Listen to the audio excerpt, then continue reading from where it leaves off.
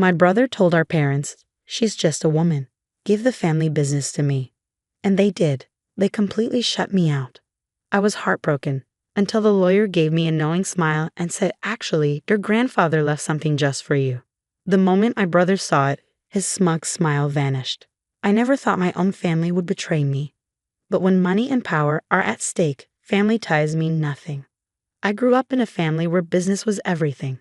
My grandfather started a small manufacturing company in the 1950s. It began with just one workshop, but over time, it grew into a successful business with contracts across the state. It wasn't a billion-dollar empire, but it gave us a good life. After my grandfather retired, my dad and uncle took over. The plan was always for the next generation to continue the legacy. That meant my older brother, Brian, and me. I loved the company. I spent my summers learning everything: how to handle payroll, logistics, and day-to-day operations. By 25, I knew the business inside and out. Brian, not so much. He acted like the company belonged to him just because he was the eldest son, but he didn't actually care about running it. He partied through college, barely graduated, and came home with a business degree he never used. While I worked 60-hour weeks keeping things running, he strolled in late, sat through a few meetings, and then disappeared to play golf or hang out at expensive bars. Still, I believed my parents would be fair when the time came. I was wrong. A few months before my grandfather passed, my parents called a family meeting. We sat in the dining room, and I could already tell something was off. My brother had this arrogant, satisfied look on his face. Then my dad said, "We've decided that Brian will take over the company when we retire." I froze. "What?" I asked. "What about me?" My mom patted my hand like I was a child. "Sweetheart, you'll still be involved. You'll help your brother." Help him? I had spent years working my ass off, and they expected me to just assist Brian while he ran the company into the ground. Brian leaned back in his chair, smirking. "Come on, sis. It's not personal, it's just logical. I'm the eldest son. I'll be the face of the company. You can handle the little details, the stuff women are good at." I saw red. I turned to my dad, waiting for him to correct Brian, to say anything, but he just nodded. I looked at my mom. She smiled like she had just given me a gift. "You'll still have a good salary, dear. We're not leaving you with nothing." I pushed my chair back. "I can't believe this." "Don't be dramatic," Brian said. "It's just business." Just business. That night, I cried, not just because of the company, but because I finally understood. I would never be equal to Brian in my parents' eyes.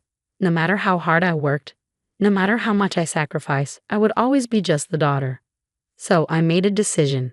I was done. The next morning, I walked into my dad's office and quit.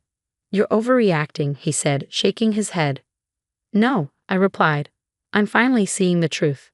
And I walked away. I started looking for other jobs, but it wasn't easy. My whole career had been tied to the family business. I had the skills, but no outside connections. It was tough, but I refused to crawl back. Then, everything changed. A few months later, my grandfather passed away. Losing him was heartbreaking. Unlike my parents, he had always believed in me. After the funeral, we all gathered at the lawyer's office for the reading of his will. My parents weren't worried. My grandfather had sold off most of his belongings years ago, so they assumed everything would just officially go to them. The lawyer read through the usual things: donations, gifts to friends. Then he got to me. "To my granddaughter," he read, "I leave something I know she will appreciate." I frowned. I hadn't expected anything. Then the lawyer pulled out another folder. "This," he said, sliding it toward me, "is a separate trust. Your grandfather left you full ownership of his original workshop, the one he started the company in." My dad sat up. "What?" The lawyer continued. "The land, the building, and everything inside it. It's all yours." I blinked. I had no idea my grandfather still owned it. The company had moved to a bigger facility years ago, and I assumed the old workshop had been sold. But no, he had kept it. And now, it belonged to me. Brian chuckled. "Great, she gets an old warehouse. Meanwhile, I'm running an actual company." The lawyer smiled. "There's one more thing." He pulled out another document. "Along with the property, your grandfather also left you all of his original patents." Brian's smirk disappeared. "See, Our grandfather had invented several key manufacturing processes that our company still used. He had never sold the rights, just licensed them to the company, which meant that now I owned them. I looked at the papers in front of me. These patents weren't just valuable, they were essential. The company couldn't function without them. Brian turned to my dad, his voice tense. "Fix this," he hissed, but there was nothing they could do. My grandfather had planned this perfectly. And me? I was about to make my move. Brian's face turned pale. My dad opened his mouth, then closed it again, speechless. My mom gripped her purse so tightly her knuckles turned white. I sat back, my fingers resting on the folder. My mind was racing, but I kept my expression calm. This wasn't just about getting back at Brian. This was my lifeline. The lawyer cleared his throat. "If there are no further questions, that concludes the reading of the will." Brian lost it. He turned to my dad. "Do something. You can challenge the will, right?" The lawyer gave Brian a polite, almost pitying smile. "Your grandfather's legal team made sure everything was airtight. There's no way to challenge the will." My father clenched his jaw. He wasn't used to losing. Then my mother tried a different approach. She reached across the table and placed her hand on mine. "Honey," she said sweetly, "let's be reasonable. That workshop has no real value to you. It's just an old building. Why don't you sign it over to your brother? We'll work out something fair." Fair. Like how it was fair when they handed the company to Brian without a second thought. Like how it was fair that they only saw me as his assistant. I looked at her hand on mine. Slowly, I pulled away. "No." She blinked, caught off guard. "Excuse me?" I said no. My voice was steady. Brian scoffed. "Jesus, don't be a brat.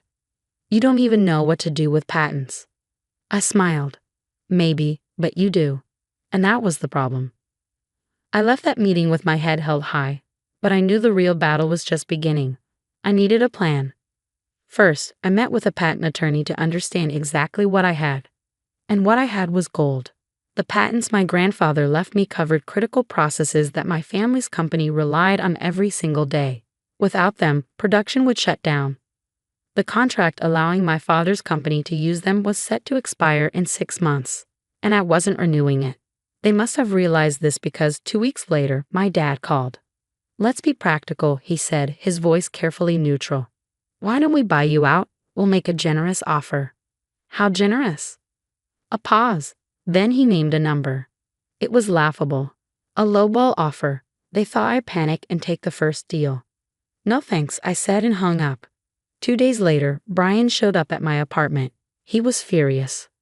"Are you out of your damn mind?" he snapped. "You're screwing over the whole company because of some petty grudge."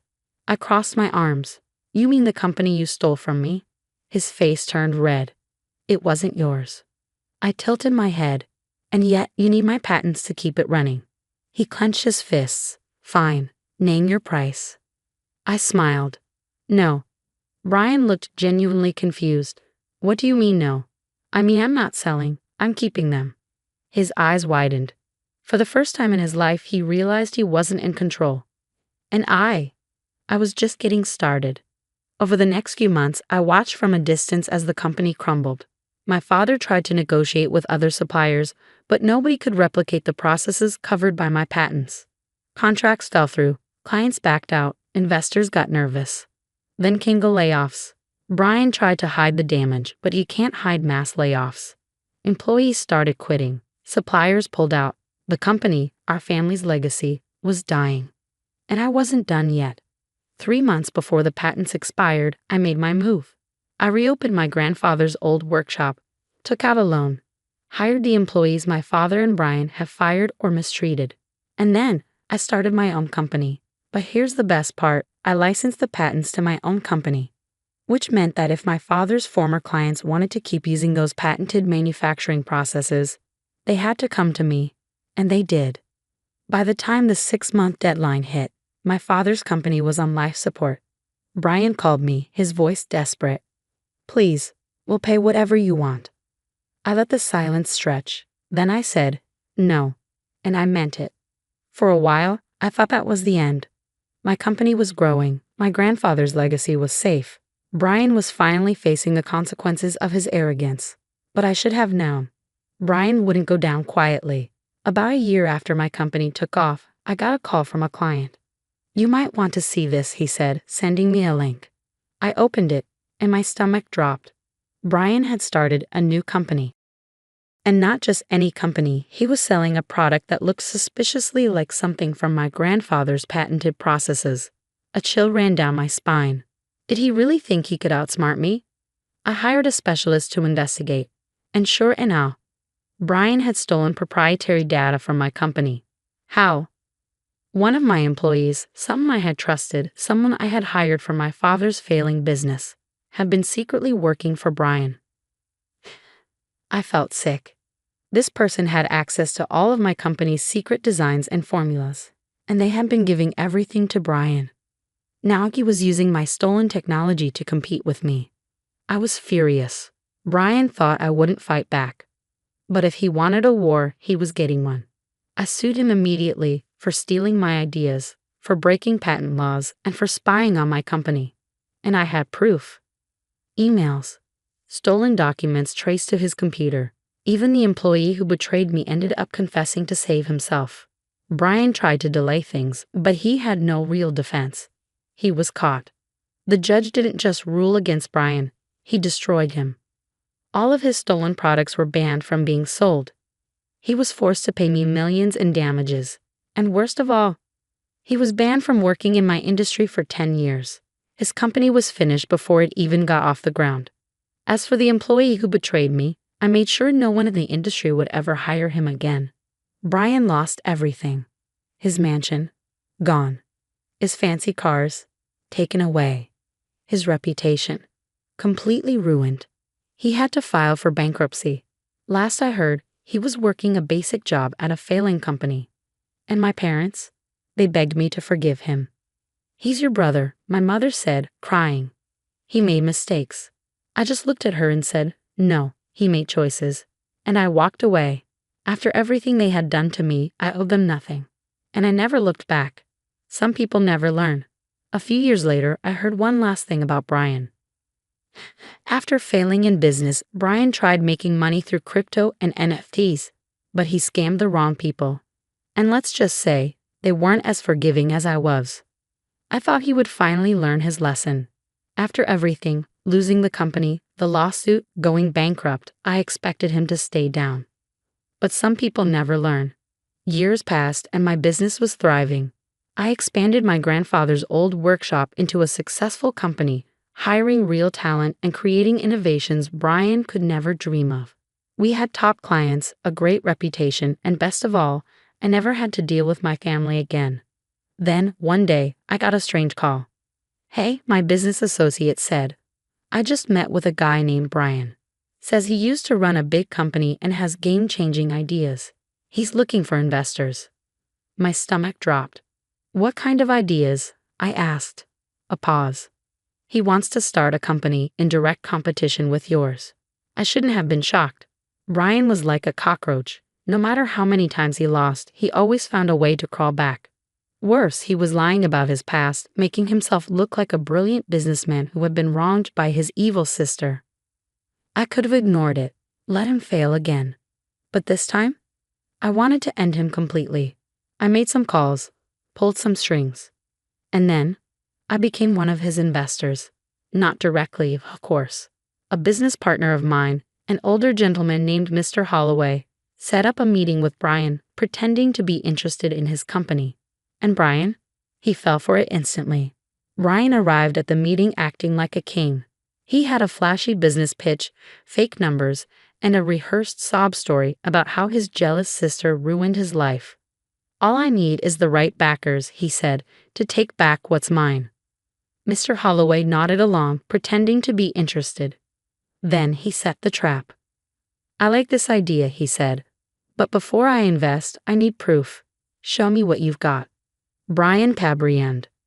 He had nothing. No real products, no patents, no working prototypes. So, like the idiot he was, he stole again. Brian rushed to create a product, one that was a complete copy of my company's patented design. Big mistake. We had already copyrighted it. The second he launched his first prototype, my lawyers pounced. But this time, we didn't just sue him. We went after his investors, suppliers, and anyone connected to him. The investors pulled out. The suppliers cut ties. The media exposed him as a fraud again. And just when he thought it couldn't get worse, I bought the lease to his office and kicked him out. That was it. With no investors, no money, no reputation, and nowhere to work, Brian finally broke.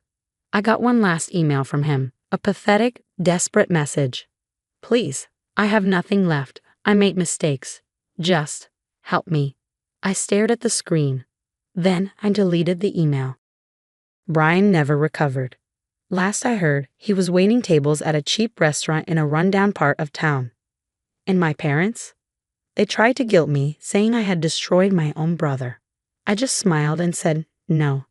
He destroyed himself. And I walked away for good. Because for the first time in my life, I was finally free. The morning I lost everything started like any other. I was reviewing quarterly projections in my corner office when Rory walked in without knocking.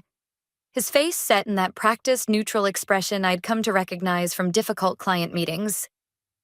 We need to talk, Heidi. I smiled, not yet understanding. Can it wait? I'm finalizing the numbers for the Sylvia presentation. No. He closed the door behind him. It can't. The next 15 minutes shattered my world. My husband of 12 years, the man I'd built this company with from our garage, stood there explaining why I needed to step down. His words felt like ice water running down my spine. The board agrees. We need a different direction. More aggressive expansion, less nurturing approach. He adjusted his tie, a nervous tell I'd noticed years ago when we first started dating. You understand, right? It's just business. Just business? My voice cracked. I founded this company with you. I brought in Sylvia. And we appreciate everything you've done. He cut in smoothly. But times change. The severance package is generous. I stared at the manila envelope he placed on my desk. Through the glass walls, I could see our employees pretending not to watch. Some had been with us since the beginning, when we were just two ambitious kids with a dream and a business plan. Does Vienna know? I asked, thinking of our daughter. Let's keep work and family separate, he replied, as if they hadn't been intertwined for the past decade. You'll always be her mother. How magnanimous of you. I stood up, my legs shaking. When? Security will help you pack up. Today. The reality hit me like a physical blow. Today? You're doing this today? He checked his watch. I have a board meeting in 20 minutes. HR has the paperwork ready. I looked around my office. The photos of Vienna's first day of school, the award we'd won last year for innovation, the plant Sylvia had given me when we landed her account. All of it, built on trust and partnership, now tainted by betrayal. You know what? I opened my drawer and pulled out my laptop. Keep the photos, keep everything. I grabbed my purse and the external hard drive I'd been backing up files to. Standard protocol for quarterly reviews. Heidi, don't. I held up my hand. Just don't. As I walked past our employees' desks, their eyes followed me. Maria from accounting looked close to tears. Tom from IT quickly minimized whatever he was working on. I'd hired both of them. Mrs. Young? Our security guard, Pete, approached awkwardly. I'm supposed to escort me out? It's okay, Pete. I know the way. In the parking garage, I sat in my car, gripping the steering wheel until my knuckles turned white. My phone buzzed. A text from Rory. Let's discuss this at home later. Home. Where we'd planned this company over late-night coffee and dreams. Where we'd celebrated our first major contract. Where our daughter was probably doing homework right now, unaware that her parents' partnership had just imploded. I started the engine, but instead of turning left toward home, I turned right. The external hard drive sat heavy in my purse, along with a decade of institutional knowledge Rory couldn't erase with the severance package. My phone buzzed again. Sylvia's name flashed on the screen. Heidi, what's going on? Rory just canceled our meeting for tomorrow. I took a deep breath. Sylvia, can we meet? there's something you need to know. Of course, come to my office now. On my way. I ended the call, a plan already forming. Rory wanted to talk about this at home later? Fine. But first, I had a meeting with our biggest client, the one whose trust I'd earned through years of personal attention, the one whose account Rory had always taken credit for, the one who had no idea she was about to become my first client at my new venture. As I pulled onto the highway, my phone buzzed one more time. A text from my sister Beatrice, whom I hadn't spoken to in months. Just heard through the grapevine. Are you okay? I hadn't been okay in the 15 minutes since Rory walked into my office. But I would be. Because while he was sitting in his board meeting, probably congratulating himself on handling things so smoothly, he had no idea what I'd discovered during those late nights reviewing the books. No idea at all about the irregularities I'd found in our international accounts, or the pattern of transfers I'd noticed but hadn't mentioned yet, or the way those transfers always seemed to end up in the same place overseas. I typed back to Beatrice. No, but I could use your help with something. The response came immediately. Name it. I smiled for the first time since Rory had walked into my office. He wanted to talk about this at home later? Oh, we'd talk. But first I had some calls to make and some truths to uncover. Sylvia's office always reminded me of a war room, with its wall-to-wall windows and commanding view of the city. She stood as I entered, her expression concerned. You look like hell, she said, gesturing to the chair across from her desk. Thanks. I managed a weak smile. It's been that kind of morning. Tell me everything. She leaned forward, elbows on her desk. And don't leave anything out. I laid it all out. The ambush, the dismissal, the generous severance package. With each detail, Sylvia's frown deepened. That snake, she muttered. After everything you've built together? Apparently my nurturing approach isn't aggressive enough anymore. Sylvia barked out a laugh. Nurturing? You're the one who negotiated that merger last year when everyone said it was impossible. You're the reason I trusted your company with my business in the first place. About that, I pulled out my laptop. I need to show you something. For the next hour, I walked her through projections, strategies, and plans I'd been developing. Things I'd meant to present tomorrow, before Rory pulled the rug out from under me. So, I concluded, I'm starting my own firm, and I want you to come with me.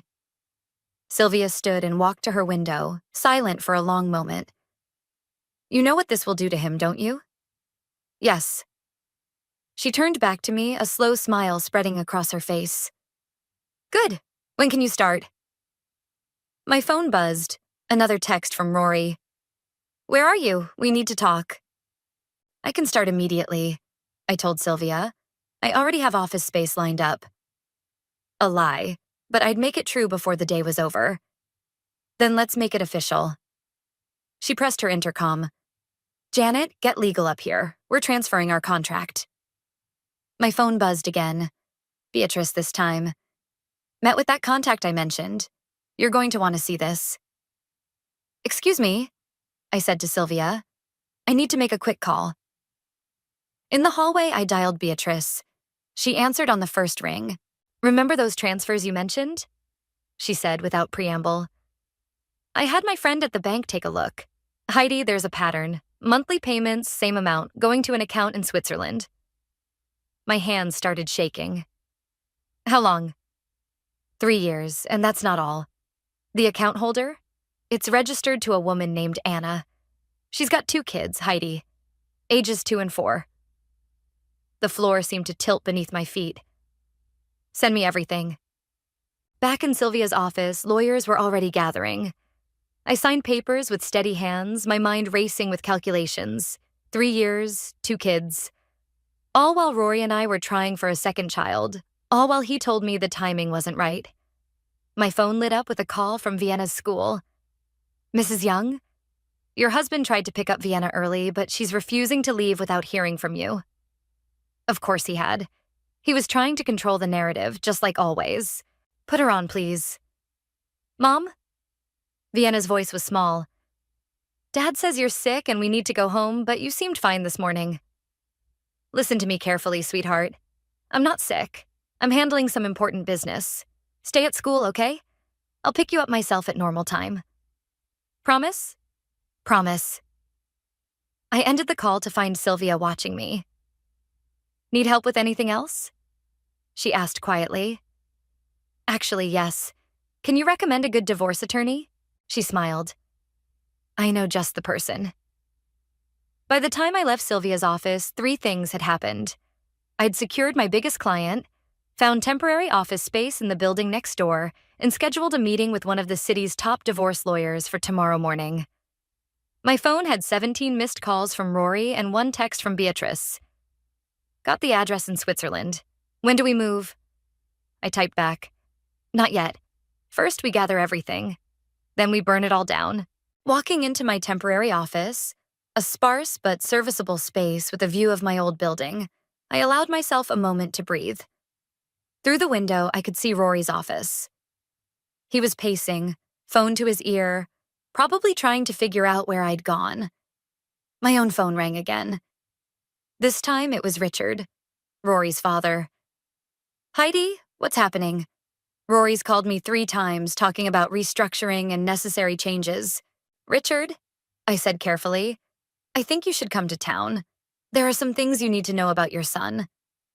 I'll be there tomorrow. I ended the call and watched Rory's office again. He had no idea what was coming. No idea that while he was trying to push me out of my own company, I was about to expose every lie he'd ever told. My phone buzzed one final time. A text from Vienna. Mom, are you really okay? Yes, sweetheart, I wrote back. And soon everything will be better than okay. I meant it too, because sometimes the best revenge isn't just about getting even, it's about getting free. The external hard drive hummed as I connected it to my laptop.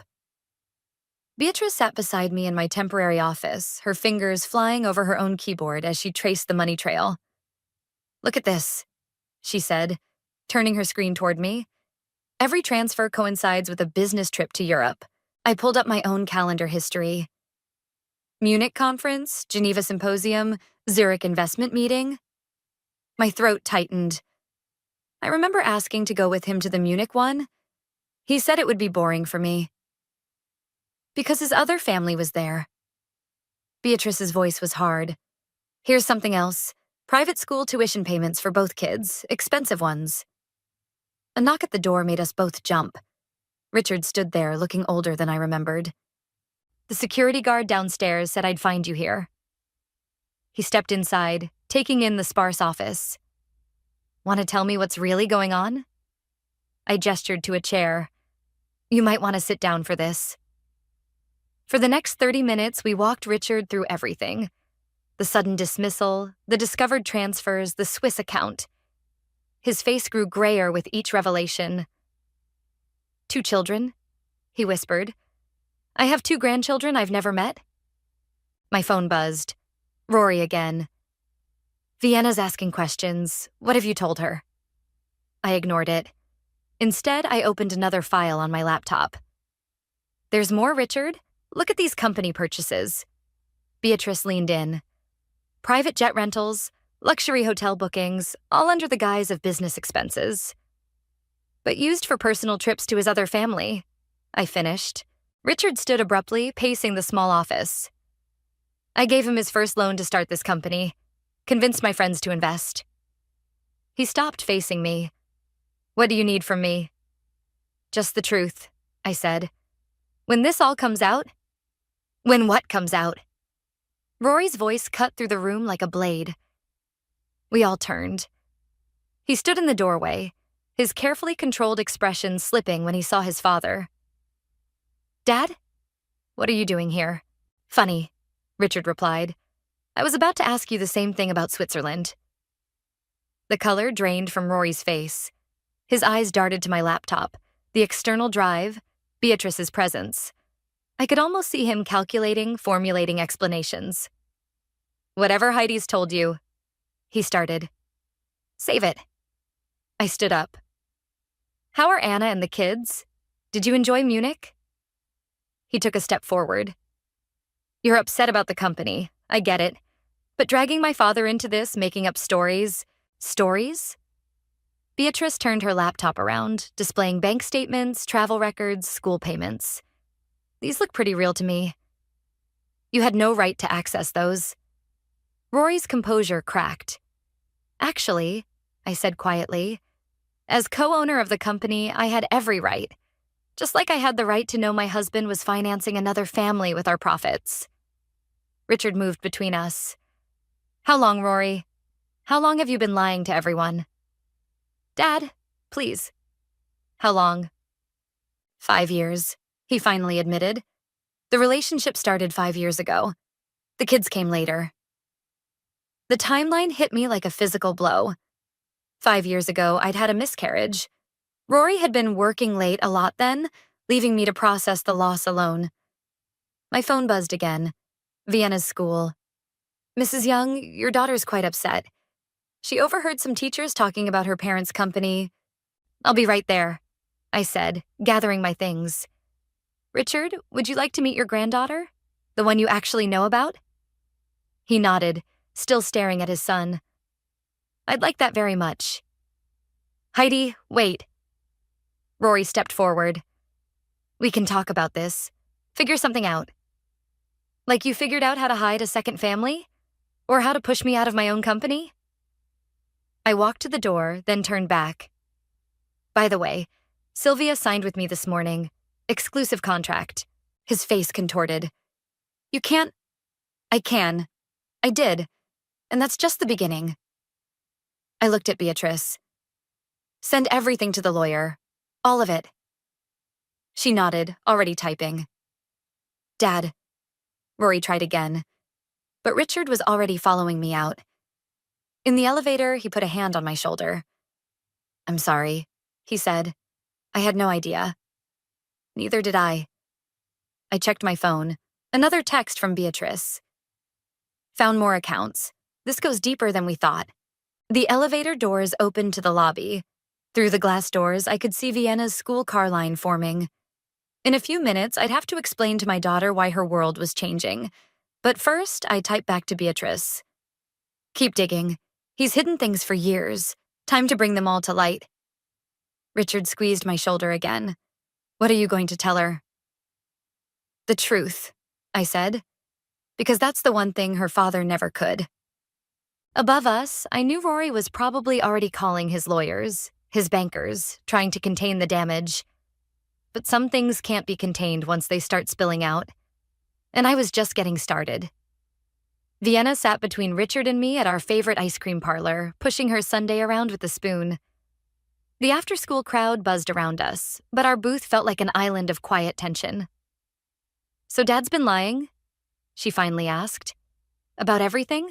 Not about loving you, I said quickly. That part's real. But he has another family? Other kids? Her voice cracked. Why wasn't I enough? Richard set down his coffee. Vienna, sweetheart, this isn't about you not being enough. This is about your father making terrible choices. My phone lit up with a text from Beatrice. You need to see this now. Can you step away? I'll be right back, I told them, heading toward the restroom. Once inside, I called Beatrice. What is it? The Swiss account was just emptied, she said. All of it. Transferred to another account 10 minutes ago. My heart raced. Can you trace it? Already did. It's going to an account in Singapore. Heidi, it's a lot of money, like multiple millions. Company money, I said, my voice hard. Our investors' money. Exactly. And there's something else. I found emails between Rory and Anna. She's threatening to expose everything unless he moves them to the States. I leaned against the wall. When? The emails are from last week. Looks like she's given him until the end of the month. A knock on the door startled me. Mom? Vienna called. Grandpa wants to know if you're okay. Be right out. I turned back to the phone. Send everything to the lawyer. And Beatrice, thank you for helping me through this. That's what sisters are for. She paused. Even if we haven't been great at being sisters lately. Back at the table, Vienna had moved to Richard's side, her head on his shoulder. My phone buzzed again. Rory, of course. The board wants an emergency meeting. What have you told them? Nothing yet, I typed back. But I will. Richard looked up from his phone. Rory's trying to call me. Should I answer? Your choice, I said. He declined the call. Vienna straightened suddenly. Can we go home? I want to get some things from my room. The thought of returning to that house made my stomach turn, but I nodded. Of course. The drive was quiet. As we pulled into the driveway, I saw Rory's car wasn't there. Probably still at the office, damage control mode in full swing. Inside, Vienna ran upstairs while Richard and I stood in the kitchen. The kitchen where Rory and I had planned our future, where we'd celebrated victories, where he'd sat drinking coffee while texting his other family. I'll help her pack some things, Richard said quietly. My phone rang. Sylvia this time. Rory's called an emergency board meeting for tomorrow morning, she said without preamble. He's claiming you stole proprietary information. I laughed bitterly. Funny how he's worried about theft now. I've already told them I'm terminating our contract with them, but Heidi, he's desperate. Be careful. A crash from upstairs cut our conversation short. I ran up to find Vienna in her father's home office, a broken picture frame at her feet. It was from our last family vacation, before I knew everything had been a lie. I hate him, she whispered, tears streaming down her face. I hate what he did to us. I moved to hug her, but she stepped back, pointing at Rory's desk. Look, a drawer was partially open, revealing a stack of passports. I pulled them out, one for Rory, 3 others for Anna and the children, all brand new. He was going to bring them here, Vienna said. Wasn't he? Before I could answer, we heard the front door open. Heidi? Rory's voice called up. Vienna, we need to talk. Richard appeared in the doorway. Take Vienna to my house, he whispered. I'll deal with him. I grabbed the passports in Vienna's hand. Backstairs, I mouthed. We crept down the back staircase as Rory's footsteps climbed the main one. Through the kitchen, out the back door, across the yard to where my car was parked on the side street. As we pulled away, I could hear raised voices from the house. Richard and Rory, their argument carrying through open windows. Mom? Vienna's voice was small. Are we ever coming back? I glanced in the rearview mirror at the house that had held so many memories, so many lies. No, sweetheart, we're not. My phone buzzed with a text from Beatrice. Got a room ready at my place. Gunner's making his famous pasta. Then another from Richard. He's looking for the passports. Told him I haven't seen them. Be safe. And finally, one from my lawyer. Emergency injunction filed. Meeting tomorrow at 9 a.m. Bring everything. I looked at the passports on the seat beside me, then at Vienna in the mirror. Ready for pasta at Aunt Beatrice's? She nodded, wiping her eyes. Mom, promise me something? Anything. Promise no more lies. I reached back and squeezed her hand. I promise. From now on, only truth. Behind us, the sun set on our old life as we drove toward something new. Something honest. Something real. Beatrice's kitchen smelled like garlic and safety. Vienna sat at the counter, actually smiling as Gunner taught her how to twirl pasta the authentic way. For the first time in days, she looked like a kid again, not a casualty of her father's choices.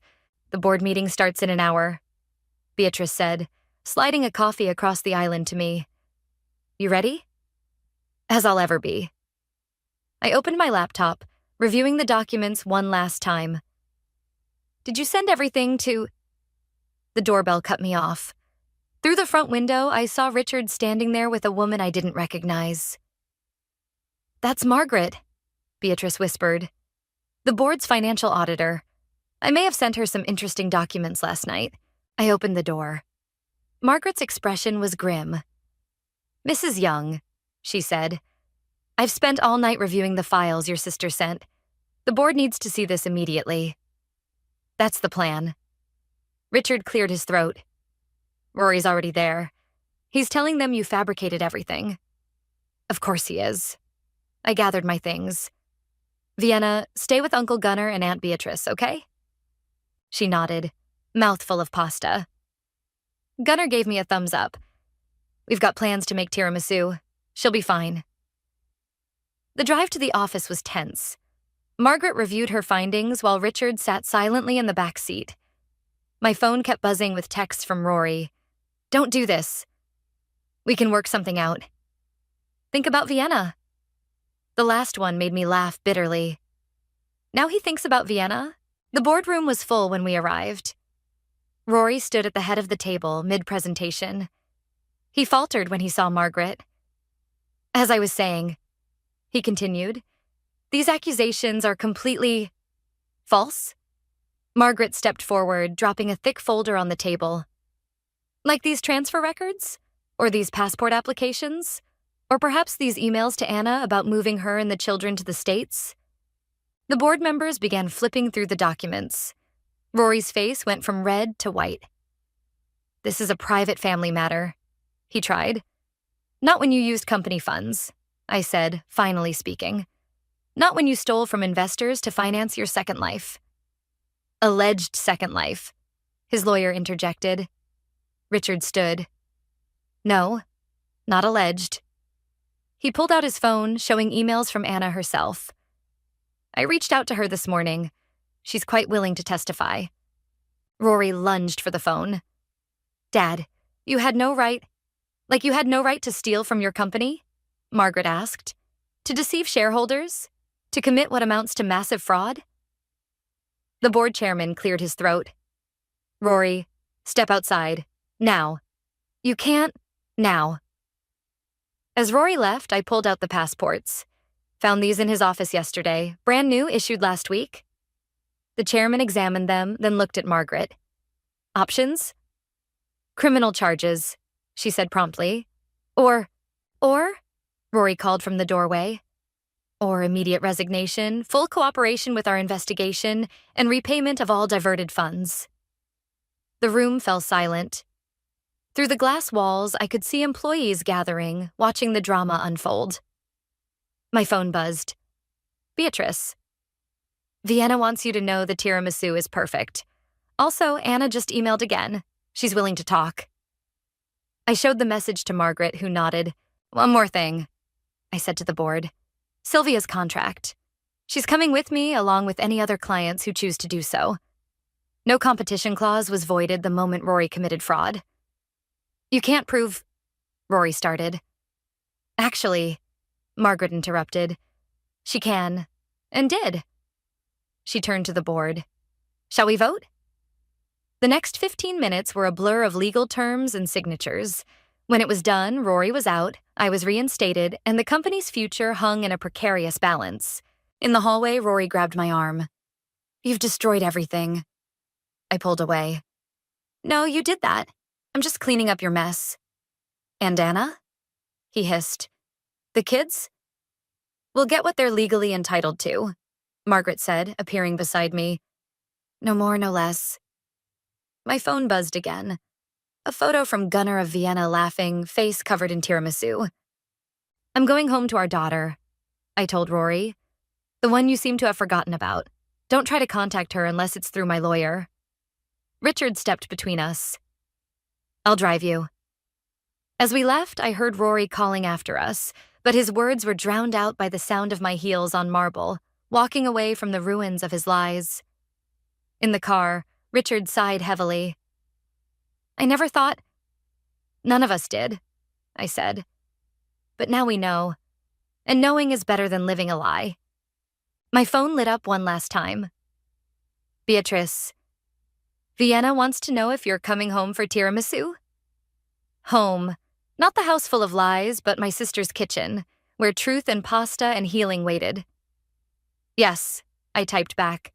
I'm coming home. The meeting with Anna wasn't what I expected. She sat across from me in a private room at my lawyer's office, her hands wrapped around an untouched cup of coffee. She looked younger than I'd imagined, more scared than calculating. I didn't know about you at first, she said quietly. He told me he was divorced. Beside me, Beatrice shifted in her chair. When did you find out the truth? after Thomas was born. Anna's eyes filled with tears. By then, I was trapped. No job, 2 kids, completely dependent on his monthly transfers. My lawyer leaned forward. And the recent demands? The threats to expose everything? He promised to bring us here, give the children his name. She laughed bitterly. I actually believed him. My phone buzzed. A text from Vienna. Dad's trying to call me again. What should I do? Block him.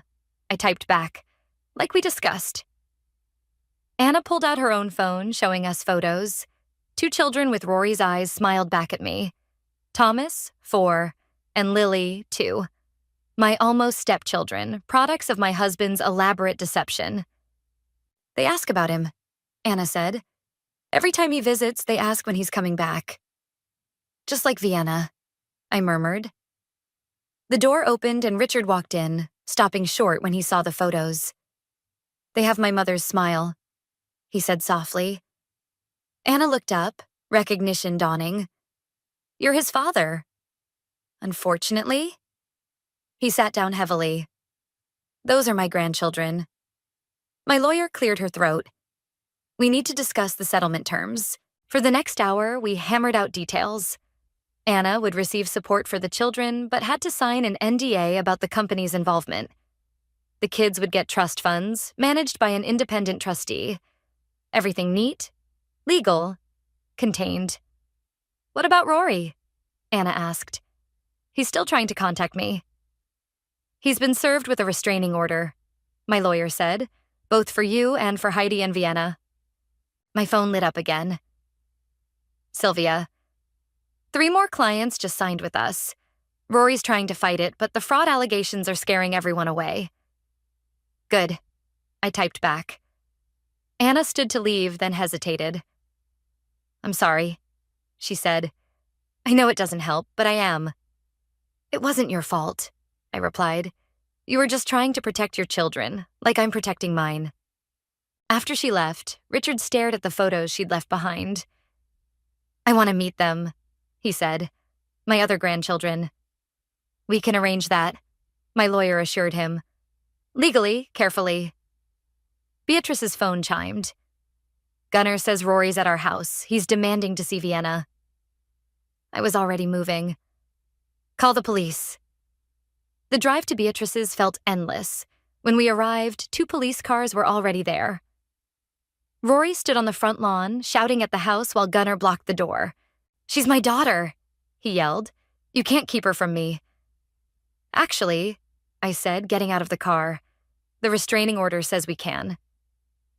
He spun toward me. You did this. You turned everyone against me. No, your lies did that.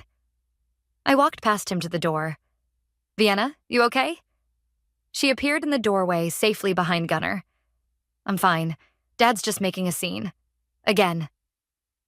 The police approached Rory. Sir, you need to leave, now. This isn't over, he snarled. Actually, it is. Richard stepped forward. The board voted an hour ago. You're being investigated for criminal fraud. Leave now, or these officers will have to add violation of a restraining order to the charges.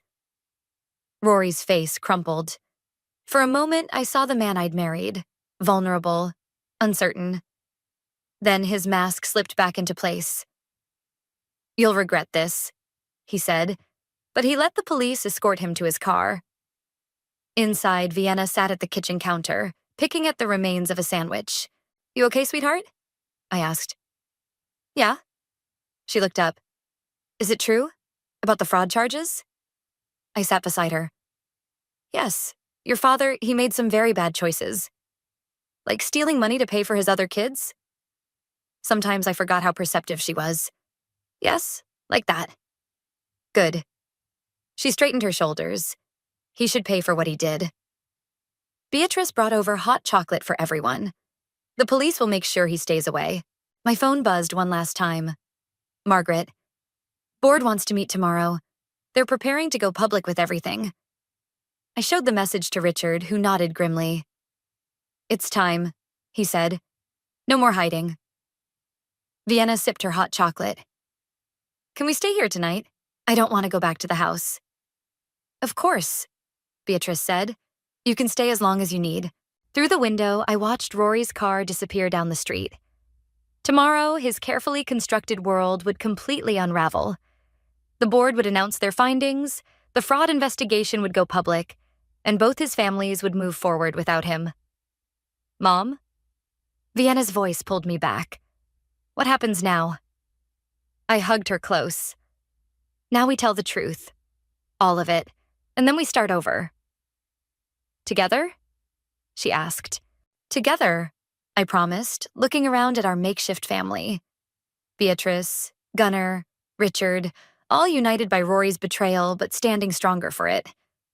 Sometimes the family you choose is stronger than the family you're born into. Or married into. The press conference room was packed.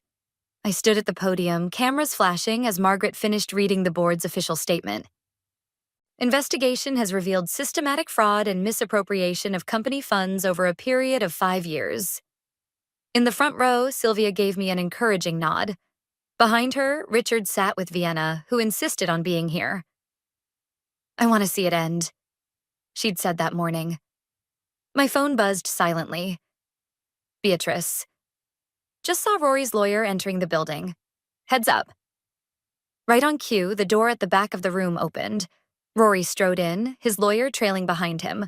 This is a witch hunt, he announced to the room. These allegations are completely... True, I cut in, my voice steady. And we have proof of every single one. Margaret stepped forward, distributing packets to the reporters.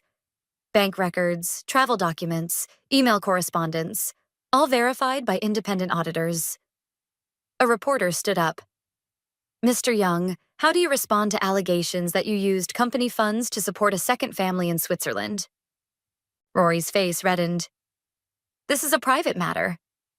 Not when it involves investor money, Margaret interrupted. Not when it involves corporate fraud. Another reporter. Mrs. Young, will you be taking over as CEO?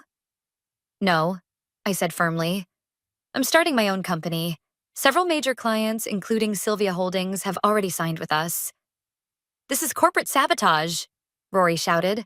This is consequences, Richard said, standing up. My son stole from his investors, his partners, and his family. As majority shareholder, I fully support the board's decision to press charges.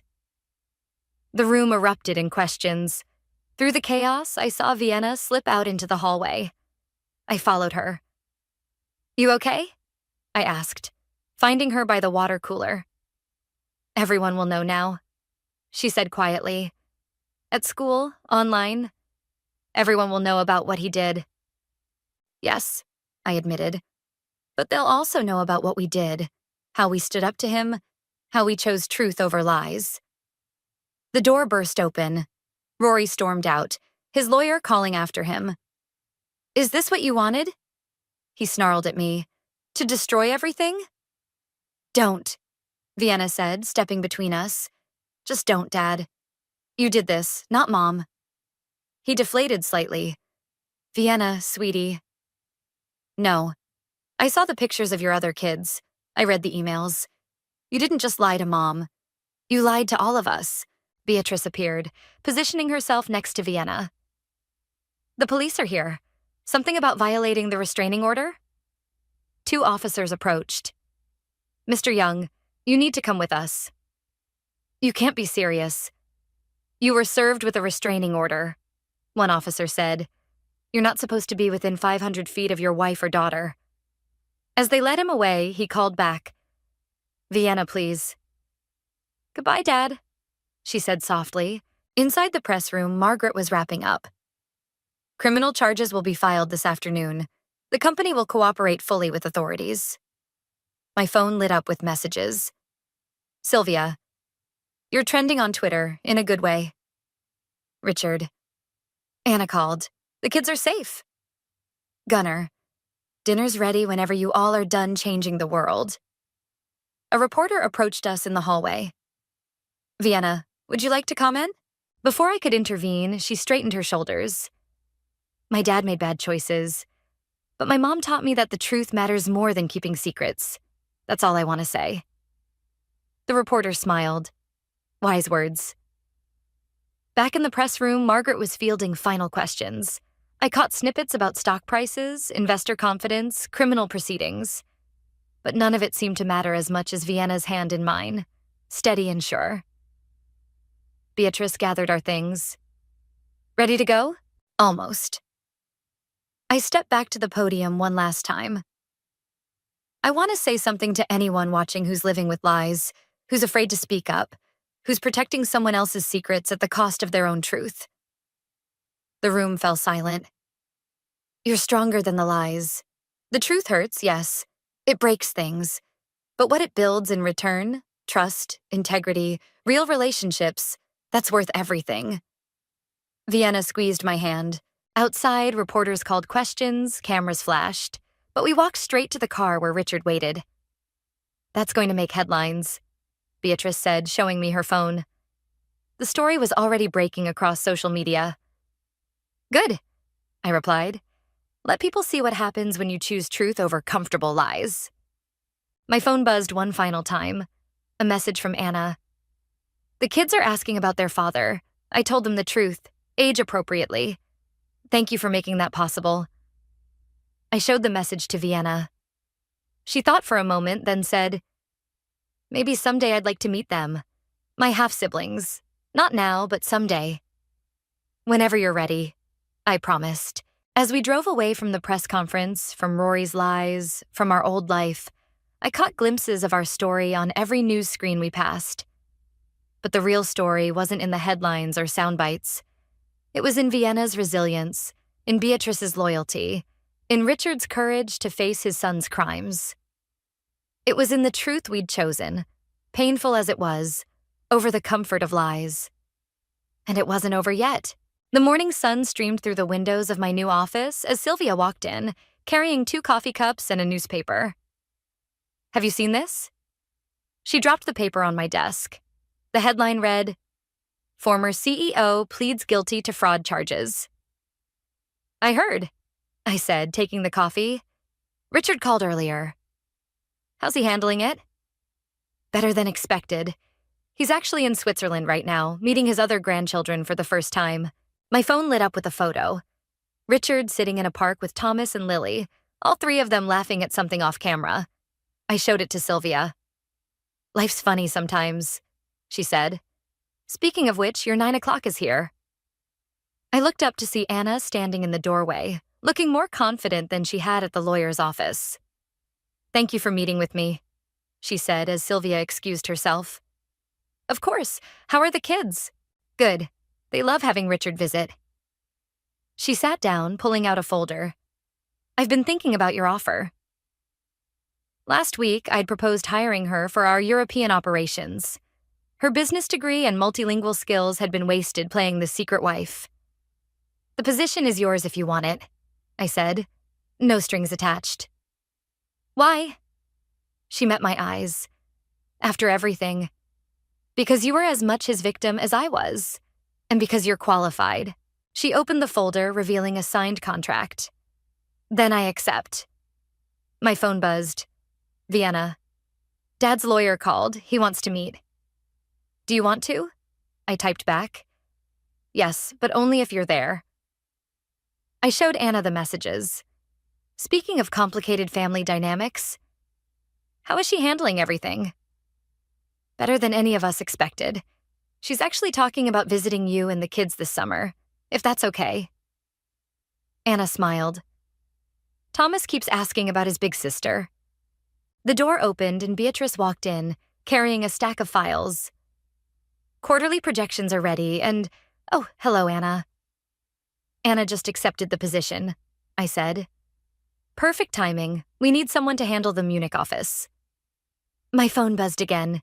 Richard sending another photo, this time of Lily on his shoulders. Family is what you make it, Anna said, looking at the picture. That's what I'm learning. Speaking of family, Beatrice said, Gunnar's making his pasta again tonight.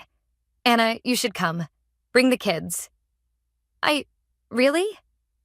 Really, I confirmed. Vienna's been practicing her Italian with Gunnar. She'd love to teach Thomas and Lily. After Anna left, Beatrice perched on my desk. You okay with all this? It's a lot of blending. I'm okay with truth, I said. Everything else follows from that. My office door opened again. Vienna this time, home from school early for her therapy appointment. Mom, look. She held up a paper. I got an A on my essay about resilience. Let me see. I read the title, When Truth Breaks and Rebuilds Your Family. My teacher said I should submit it to the school paper, she said proudly. Is that okay? More than okay.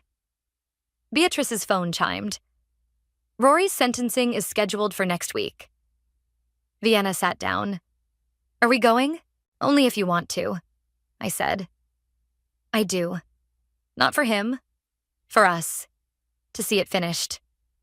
My phone lit up with a message from Sylvia. Board meeting in 5.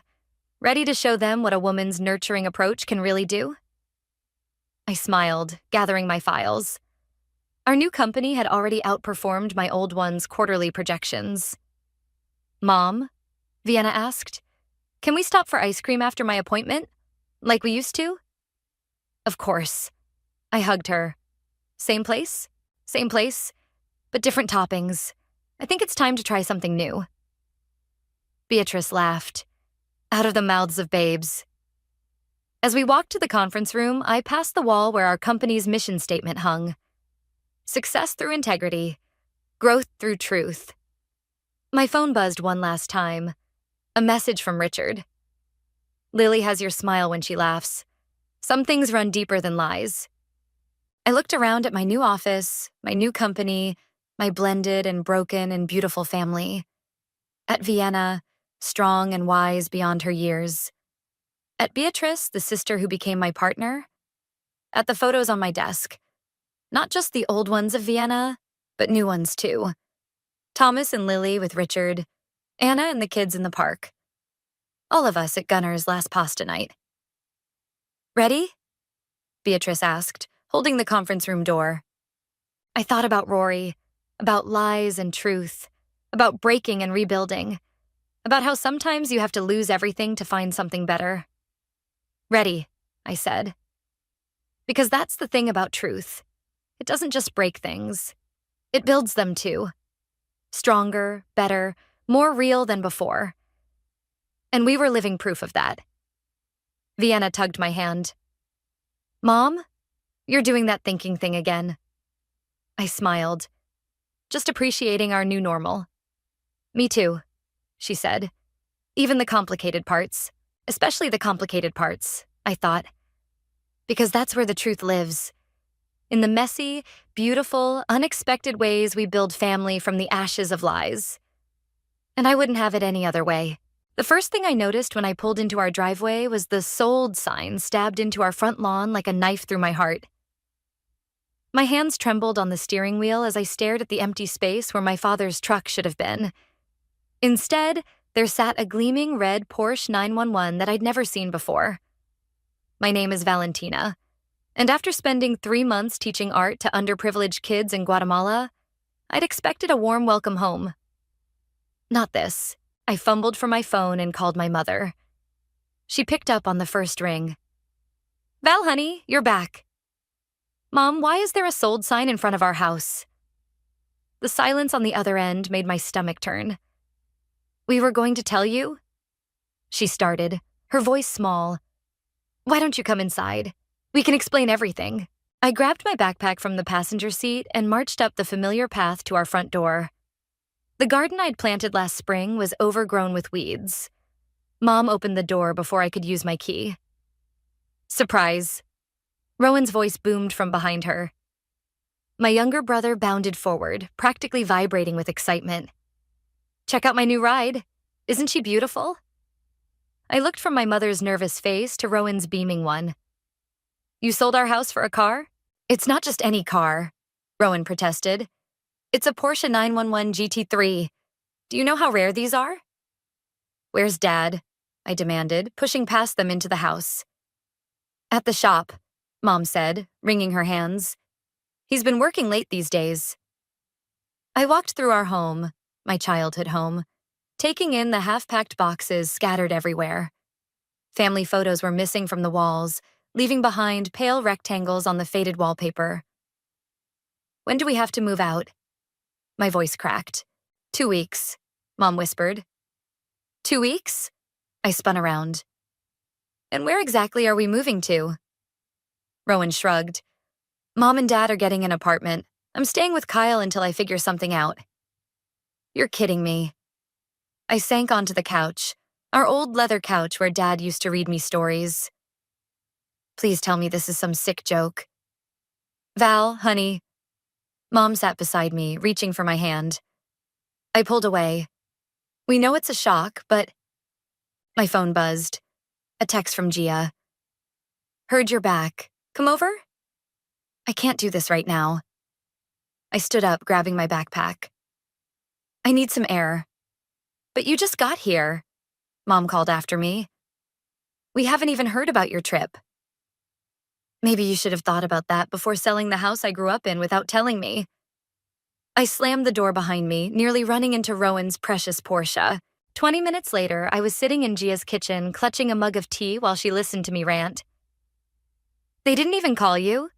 she asked, eyes wide. "Not a word. 3 months of spotty internet in Guatemala, and not once did they mention, 'Oh, by the way, we're selling the house so your brother can play Fast and Furious.'" "You can stay here as long as you need," Gia offered immediately. "The spare room's yours." "Thanks." I took a shaky breath. "I just don't understand. Mom and Dad always said this house was their retirement plan. Why would they—" My phone rang. Mom again. I declined the call. "There's gotta be more to this story," Gia said, refilling my mug. "Your parents aren't usually this impulsive." "You didn't see Rowan," I muttered. He was practically dancing. Meanwhile, Mom looked like she was about to throw up. Another call, this time from an unknown number. I was about to decline it when Gia grabbed my wrist. "That's Whitney's number, from the bank," she said. "You might want to take that," I answered, putting it on speaker. "Hello? Valentina, this is Whitney Jensen from First National. I'm calling about your family's accounts." She paused. "I think there's something you need to know." My heart dropped as I met Gia's concerned gaze. Whatever Whitney had to say, I knew my homecoming was about to get even worse. "What's going on?" I asked. "I probably shouldn't be making this call," Whitney said, her voice low. "But I've known your family for years, and, well, the house sale isn't just about your brother's car. Your mother's been hiding something, and it's about to come crashing down on all of you." I gripped the phone tighter, my tea growing cold beside me. "I'm listening." I sat at our kitchen table the next morning, surrounded by scattered papers and credit card statements that Whitney had helped me obtain. My mother's hands shook as she poured coffee, spilling drops onto the growing pile of bills. $170,000, I said, my voice flat. "How did you hide this much debt from Dad?" Mom collapsed into a chair. "I was trying to protect everyone. By maxing out credit cards? Taking out personal loans?" I held up a statement. "Mom, there's a shopping spree here for $5,000 from last month." "Your father's business was struggling," she whispered. "I had to maintain appearances, for clients, for the community." The front door slammed and Dad trudged in, looking older than I'd ever seen him. His construction company shirt was covered in dust. "You're home early," Mom said, quickly trying to gather the papers. "Leave them," I ordered. "He needs to see this." Dad's eyes narrowed. "See what?" "Sit down, Dad. We need to talk about why the house was really sold." The next hour was brutal. Dad's face turned from confusion to shock to fury as I laid out the evidence. Mom's secret credit cards, the personal loans, the second mortgage she'd taken out without telling him. "The car dealership," Dad said suddenly, turning to Mom. "You told me we had the money for Rowan's down payment." "I got another loan," she admitted. "The house sale was supposed to cover everything, give us a fresh start." "A fresh start?" I laughed bitterly. "The house sold for $320. After paying off your debts and Rowan's car, you'll barely have enough for first and last month's rent on an apartment. The screen door creaked and Rowan walked in, keys jingling in his hand.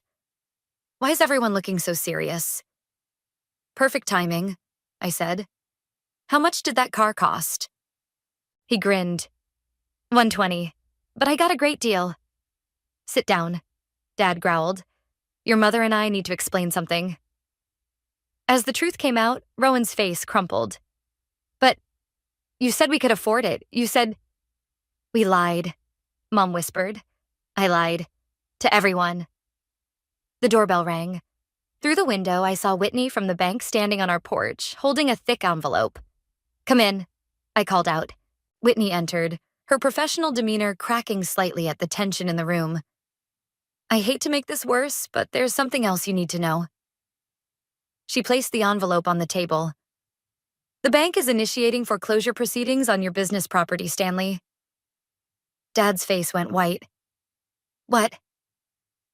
The last 3 mortgage payments bounced, Whitney explained gently.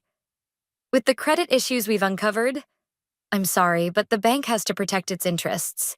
My shop, Dad mumbled. Everything I built. There might be a way, Whitney said, glancing at me. If you can secure alternative financing within 30 days, I'll sell the car, Rowan interrupted. Everyone turned to look at him. We can use that money, right? Mom reached for his hand.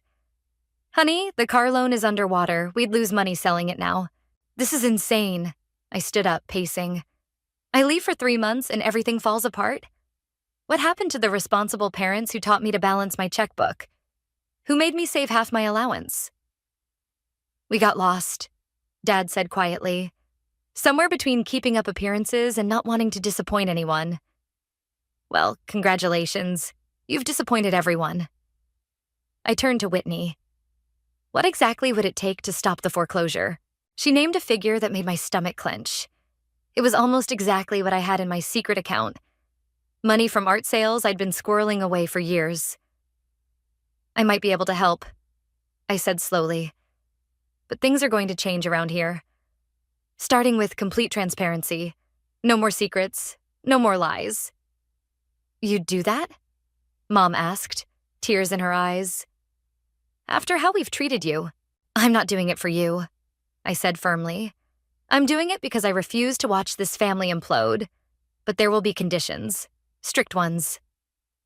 Anything, Dad said. We'll start with financial counseling. All of us. I looked at Rowan. And that car? It's going up for sale tomorrow, whether we take a loss or not. Consider it the price of your lesson in consequences. Whitney pulled out her business card. I can recommend someone.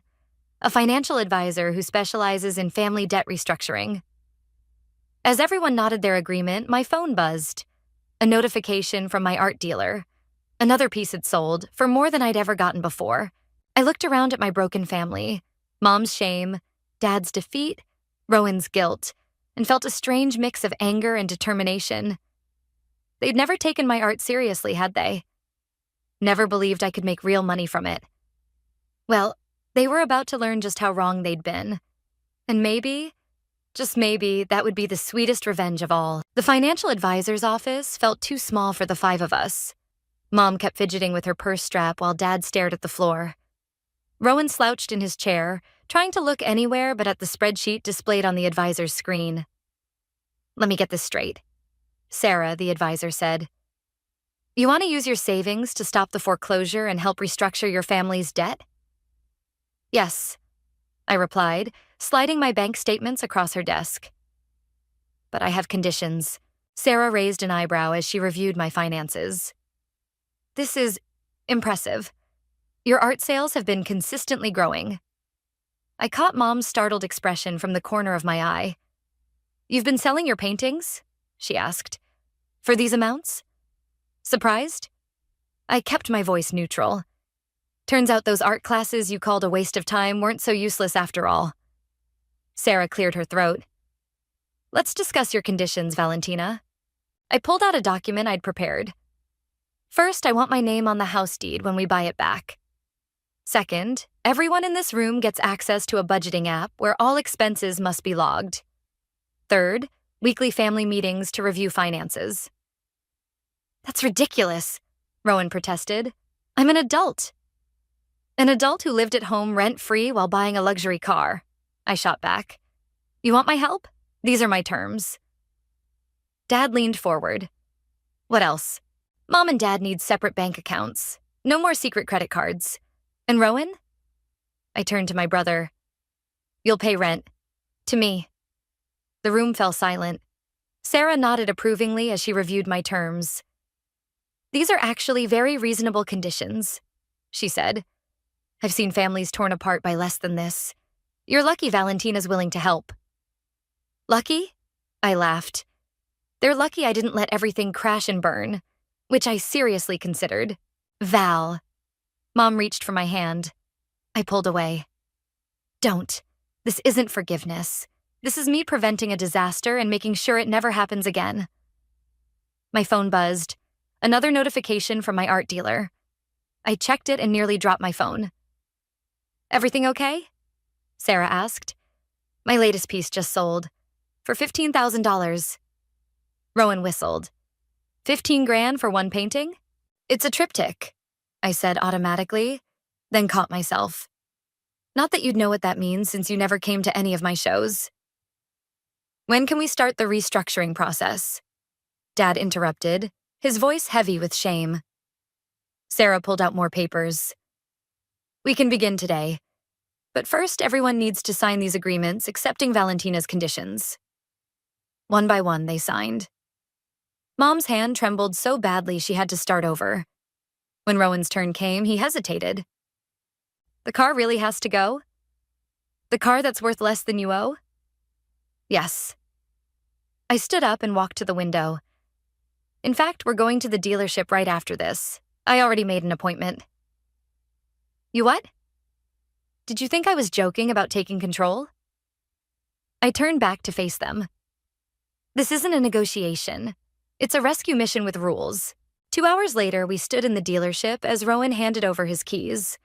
The salesman's fake sympathy was almost worse than the significant loss we had to pay to get out of the loan. I hate you, Rowan muttered as we walked out.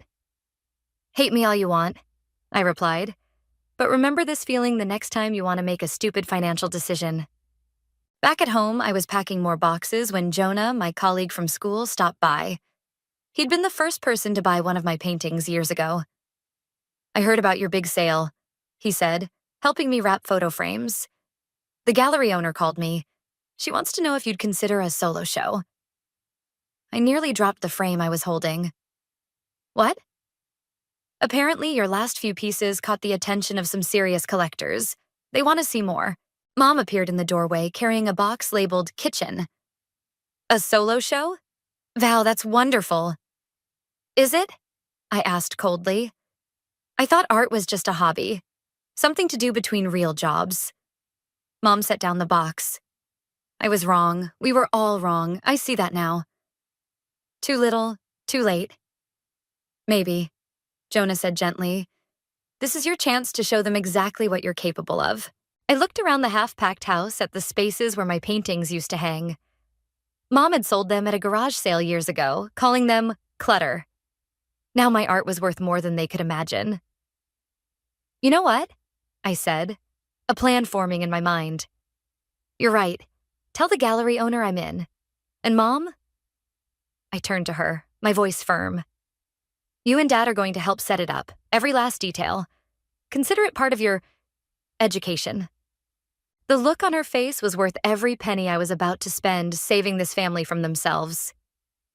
The bank is willing to halt the foreclosure proceedings, Whitney said, spreading documents across her desk. But we need to move quickly. The funds must be transferred within 48 hours. I nodded, sliding my cashier's check across the desk.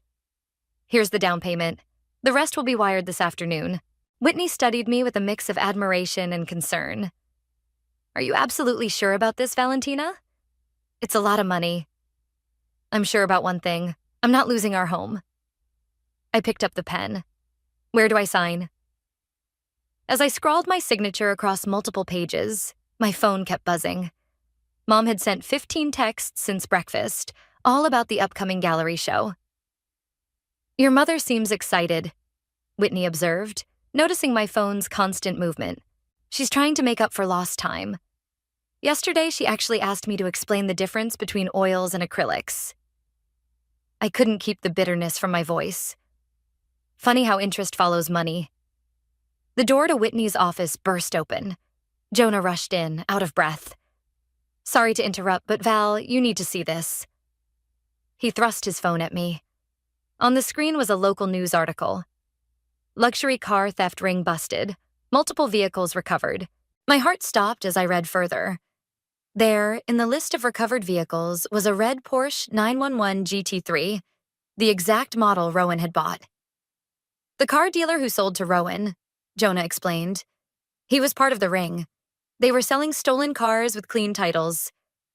Whitney immediately started typing on her computer. "This could complicate things. If the car was stolen property, it means Rowan's loan might be void." I finished. "And the loss we took selling it could be recoverable," Whitney confirmed. "But you'll need to act fast. That car's going to auction in 3 days." I looked at the stack of papers we'd just finished signing. "Can you hold these until tomorrow? I need to make some calls." An hour later, I sat in a detective's office while he confirmed what Jonah had discovered. The car had indeed been stolen and the dealer was in custody. "Your brother's lucky," the detective said. "Some of these vehicles were sold to drug traffickers. He could have been caught up in something much worse." Back at home, I found Rowan sprawled on the couch, scrolling through his phone. He'd been moping ever since selling the car. "Get up," I ordered. "We need to talk." "More lectures about financial responsibility?" he muttered. I tossed the news article onto his lap. "No, lectures about how your dream car was actually stolen property." He sat up so fast he dropped his phone. "What?" "The dealer's been arrested. The car's going to auction." I crossed my arms. Care to guess who has power of attorney over all family legal matters now? Rowan's face went through several emotions before settling on hope. I mean, I can file a claim to recover our losses, but first..." I sat down beside him. "Tell me the truth.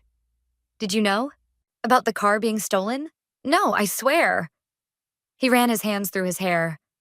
I wanted it so bad. The dealer said he could make it happen even with my credit score." "And that didn't raise any red flags?" "I guess I didn't want to see them." He looked at me properly for the first time in days. "Are you going to help get the money back?" "Yes," I said, "but not for you. For the family. And you're going to earn it back. Every penny." "How?" "You're going to help set up my gallery show. Heavy lifting, running errands, whatever needs doing, and..." I smiled slightly. "You're going to learn about art. Real art. Starting with the difference between oils and acrylics." He groaned. "Seriously?" "Dead seriously. Mom's already studying. Dad's been watching art history documentaries. Your turn." My phone buzzed again. The gallery owner this time. I answered on speaker. "Valentina, we need to move your show up. There's been huge interest since your last sale. How's next month?" I watched Rowan's eyes widen at the professional tone in her voice, the obvious respect. "Next month works," I replied. "My family's helping with setup." "Excellent. We'll need at least 15 pieces." After hanging up, I turned to Rowan. "Still think art's just a hobby?" He shook his head. I was wrong. We all were. He paused. "Val, thanks for not letting everything fall apart. Don't thank me yet. You haven't seen the study schedule I made for you." As I walked upstairs to my makeshift studio, I heard him call after me. "Hey, what are oils and acrylics anyway?"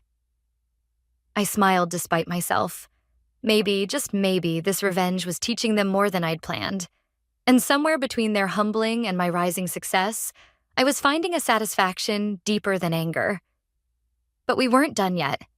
Not by a long shot. The police auction house buzzed with tension as Dad, Rowan, and I sat in the crowded room. The red Porsche gleamed under harsh fluorescent lights, looking somehow smaller than I remembered. Lot number 47, the auctioneer announced. 2023 Porsche 911 GT3, recovered from illegal sales ring. Rowan shifted in his seat.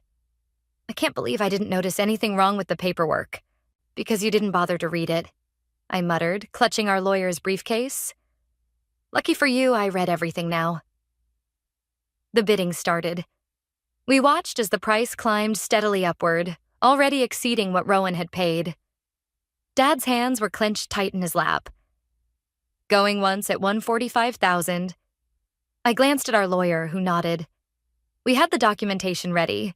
Proof of our previous purchase, the fraud claim, everything needed to recover our losses. Sold to bidder number 183. As the crowd thinned out, our lawyer approached the auction officials. 20 minutes later, we walked out with a check that would cover not just our losses, but provide a decent settlement for the fraud. I don't deserve this, Rowan said quietly as we drove home. No, you don't, I agreed. But the family needs it, and you're going to earn it back. We pulled into our driveway. My driveway now, technically, to find Mom standing on the porch with Gia. They were surrounded by large canvases. Your latest pieces arrived from the framer, Mom called out, actually bouncing with excitement. Wait until you see how beautiful they look. I turned to Rowan. Ready for your first art lesson? He groaned but followed me up the path. Over the past week, he'd been surprisingly diligent about studying the art books I'd assigned him. This one, Mom said, pointing to a large abstract piece, is done in oils, right? I can tell by the texture and the way the colors blend. Very good, I said, trying not to smile at her eagerness. What else do you notice? The composition draws your eye in a spiral, Rowan offered hesitantly. Like that thing you made me read about? The golden ratio? Gia's eyebrows shot up. Someone's been studying. He better be, I said. The gallery opening's in 3 weeks, and he's giving tours. I'm what? Rowan's face went pale. You heard me. You're going to explain every piece to potential buyers, which means you need to understand them completely. Dad emerged from his workshop covered in sawdust. He'd been building display pedestals for my sculptures, throwing himself into the project with unexpected enthusiasm. The bases are almost done, he said. Use that special finish you wanted. Cost a fortune, but...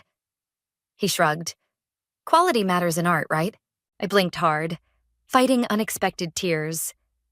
Where was this support when I was in high school, begging for art supplies? When I was in college, changing my major to art education despite their disapproval? My phone rang. The gallery owner again. Valentina? We have a problem. Our featured artist for next week canceled. We'd like to move your show up. Can you be ready in 8 days? I looked at my family, all frozen in anticipation of my answer. I'll need help. Lots of it. You have it, Mom said immediately. Whatever you need. Even if it means missing your book club? She flushed. I canceled my membership. It was an unnecessary expense. And I sold my gaming system, Rowan added. Been using the time to study instead. I turned back to my phone. We'll be ready in 8 days. After hanging up, I addressed my family. Okay, new schedule. Dad, those pedestals need to be done in 4 days. Mom, you're in charge of the guest list and refreshments, on a budget. Rowan, we're doubling your study sessions. What about me? Gia asked. You're keeping me sane. I picked up one of the canvases. And helping me decide where each piece should hang for maximum impact. As everyone scattered to their tasks, I caught Rowan studying one of my paintings intently. This one, he said slowly. It's about us, isn't it? The broken pieces coming back together? I stepped closer. The painting showed shattered glass reforming into a stronger, more beautiful pattern. Maybe, I admitted. Art is open to interpretation. I get it now, he said quietly. Why you were so angry? We never saw you. Really saw you. Not until you forced us to look. Through revenge? He shook his head. Through teaching us to see beauty in broken things. From the workshop came the sound of Dad's saw. Mom's voice drifted from the kitchen as she canceled another unnecessary subscription. Gia was measuring wall spaces, muttering about lighting angles. 8 days, I said. Think you can learn enough by then? Rowan picked up another art book from the stack I'd given him. I'm starting to realize there's a lot more to learn than just oils and acrylics. I watched him settle onto the couch, actually opening the book without being prompted. Maybe this revenge wasn't just about making them see me. Maybe it was about helping them see themselves more clearly, too. The lighting's wrong, I said, staring at the gallery walls. The shadows are falling directly on the focal points. It was 2 days before the opening, and everything that could go wrong was. The catering company Mom had booked canceled last minute. 3 of Dad's pedestals needed reinforcement, and Rowan was having a panic attack about public speaking. We can adjust the track lighting, Gia suggested, already climbing the ladder. Maybe if we angle them more toward the corners? The gallery door chimed. Jonah walked in carrying a stack of programs. Fresh from the printer, and you've got 2 reporters confirmed for opening night. Reporters? Rowan looked up from where he was practicing his art terminology. Like, real ones? From the city paper and an online arts magazine. Jonah handed me a program. They're interested in the local artist makes good angle. Local artist saves family and forces cultural education, Gia muttered, adjusting another light. Mom burst through the door, slightly out of breath. I found a new caterer. They can do it for half the original budget, and they're available. What's the catch? I asked, knowing there had to be one. Well, she hesitated. They're students from the culinary school, but they're talented. I tried their samples. Did you check their references? Mom pulled out her phone, showing me a detailed spreadsheet. 3 events in the past month, all with good reviews.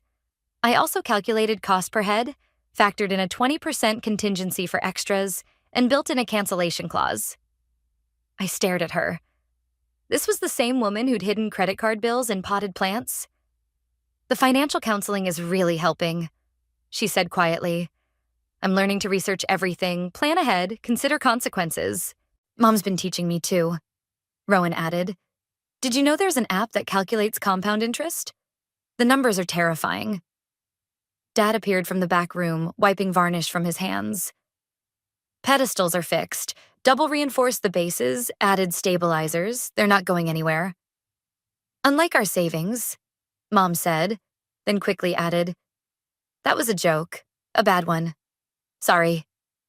I checked my watch. Rowan, run through your tour speech again. Start with the triptych. He stood straighter, gesturing to the 3-panel piece. This work explores themes of fragmentation and reunion. Notice how the artist uses contrasting textures, smooth versus impasto, to create tension between the panels. The color palette suggests both conflict and resolution. He's actually good at this, Gia whispered to me. Who knew your brother had an eye for art? Speaking of eyes, Jonah interrupted. You need to see this. He held up his tablet, showing an email from a prestigious gallery in the city. They're interested in your work. Want to discuss representation. The room fell silent. Even Gia stopped adjusting lights. The city? Mom breathed. That's huge. It's an opportunity, I said carefully. But my focus needs to be here right now. No, Rowan said firmly. You can't pass this up. Not for us. Watch me. I turned back to the lighting issue, but Dad stepped in front of me. Valentina, he said, using my full name for the first time in years. We've held you back enough. This isn't about, yes, it is. Mom joined him. We failed to support your dreams for years. We're not doing it again. But the family finances are under control, Mom finished. Thanks to you. The debt restructuring is working. We're sticking to our budgets. Even Rowan got a part-time job. Assistant at the art supply store. Rowan grinned. Employee discount on canvas and oils. I looked around the gallery, at the perfectly spaced paintings, the solid pedestals, the carefully planned lighting. At my family, working together, learning together. The City Gallery wants to meet next week, Jonah said. After your opening here. You should go, Gia added. They're right. You've done enough heavy lifting for this family. My phone buzzed. A notification from our shared budgeting app. Dad had logged his latest business expense, properly categorized and with a receipt attached. Mom had recorded canceling another unnecessary subscription. Rowan had deposited his first paycheck. Maybe, I said slowly. It's time to trust you all can stand on your own. We won't let you down, Mom promised. Not again. Besides, Rowan added with a smirk, I need to prove I can explain art better than those city gallery guides. The lighting's perfect now, Gia called from the ladder. Want to see? She flipped a switch and suddenly my work came alive on the walls. The shadows fell exactly where they should, highlighting every texture, every carefully chosen color. It's beautiful, Dad said softly. Just like we always should have seen it. I swallowed hard, looking at my family in the gallery's gentle light. They'd changed. We'd all changed. Maybe revenge didn't have to mean watching them fall.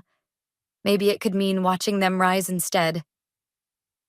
Okay, I said. After the opening, I'll take the meeting in the city. That's my girl. Dad smiled. Now, let's make the show unforgettable.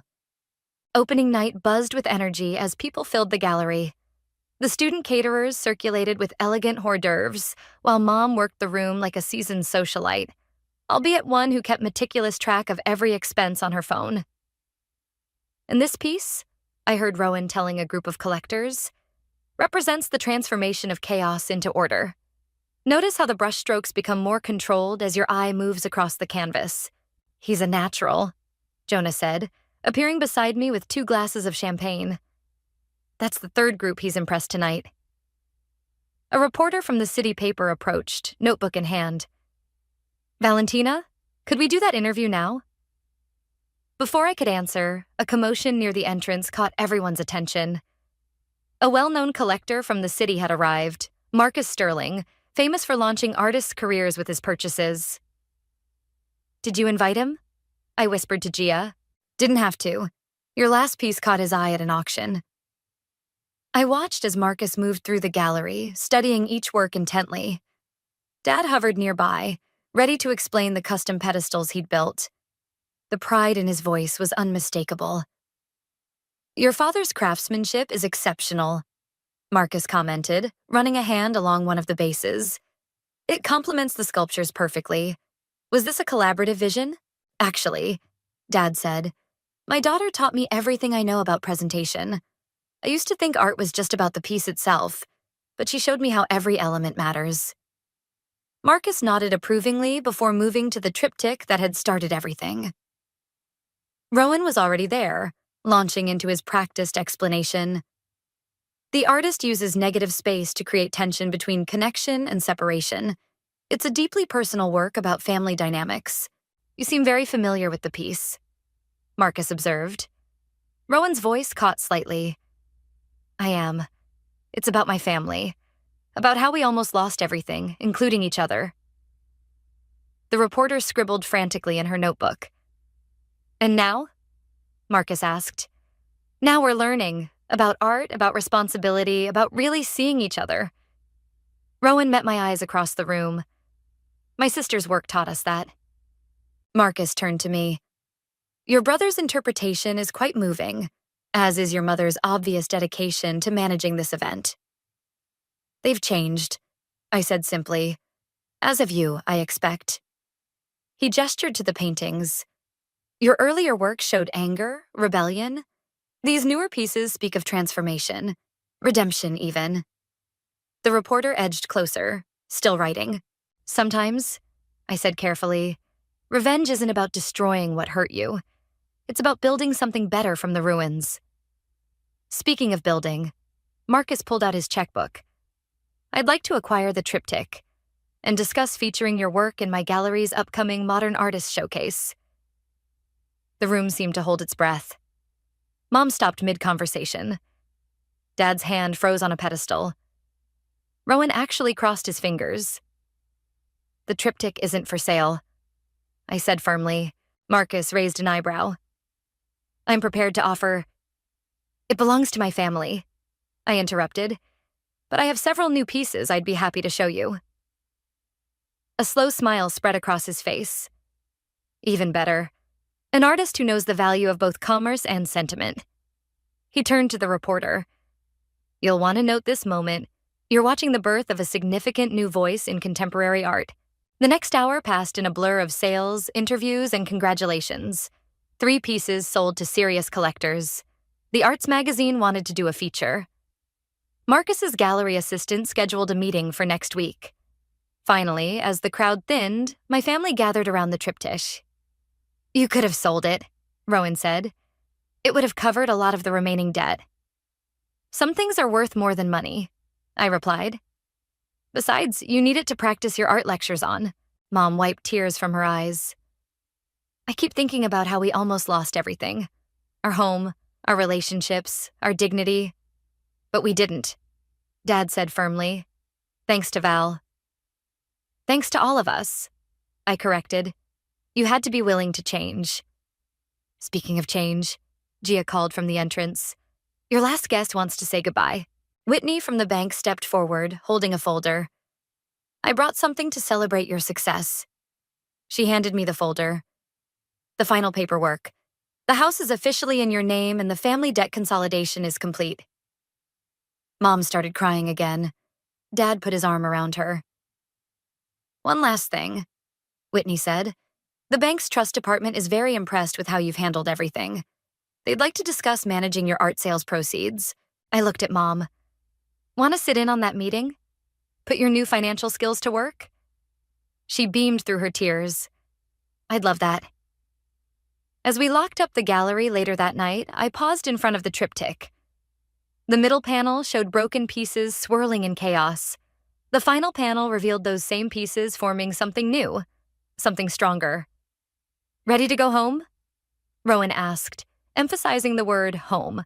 I nodded, thinking of the house that was now mine, the family that was finally whole, and the revenge that had turned into restoration. Yes, I said. I'm ready. The morning sun streamed through our living room windows, highlighting the triptych that now hung in pride of place above the fireplace. Mom sat at the dining table, reviewing spreadsheets for my upcoming city gallery show, while Dad measured wall space for new installations. The budget looks solid, Mom said, tapping her calculator, even with the upgraded shipping crates you wanted. Look who's talking about upgraded anything, I teased. Remember when you bought generic paper towels for the first time? I thought you were going to cry. I did cry, she admitted. But now I calculate how much we save annually by buying generic, and that makes me cry happy tears instead. The front door opened and Rowan burst in, still wearing his art store apron. Val, you have to see this. He thrust a magazine at me. Page 32. I flipped to the page and froze. There was a full-page feature about emerging artists, with my triptych prominently displayed. Read the last paragraph, Rowan urged. Perhaps most remarkable is not just McBride's artistic talent, I read aloud, but the story behind her rise.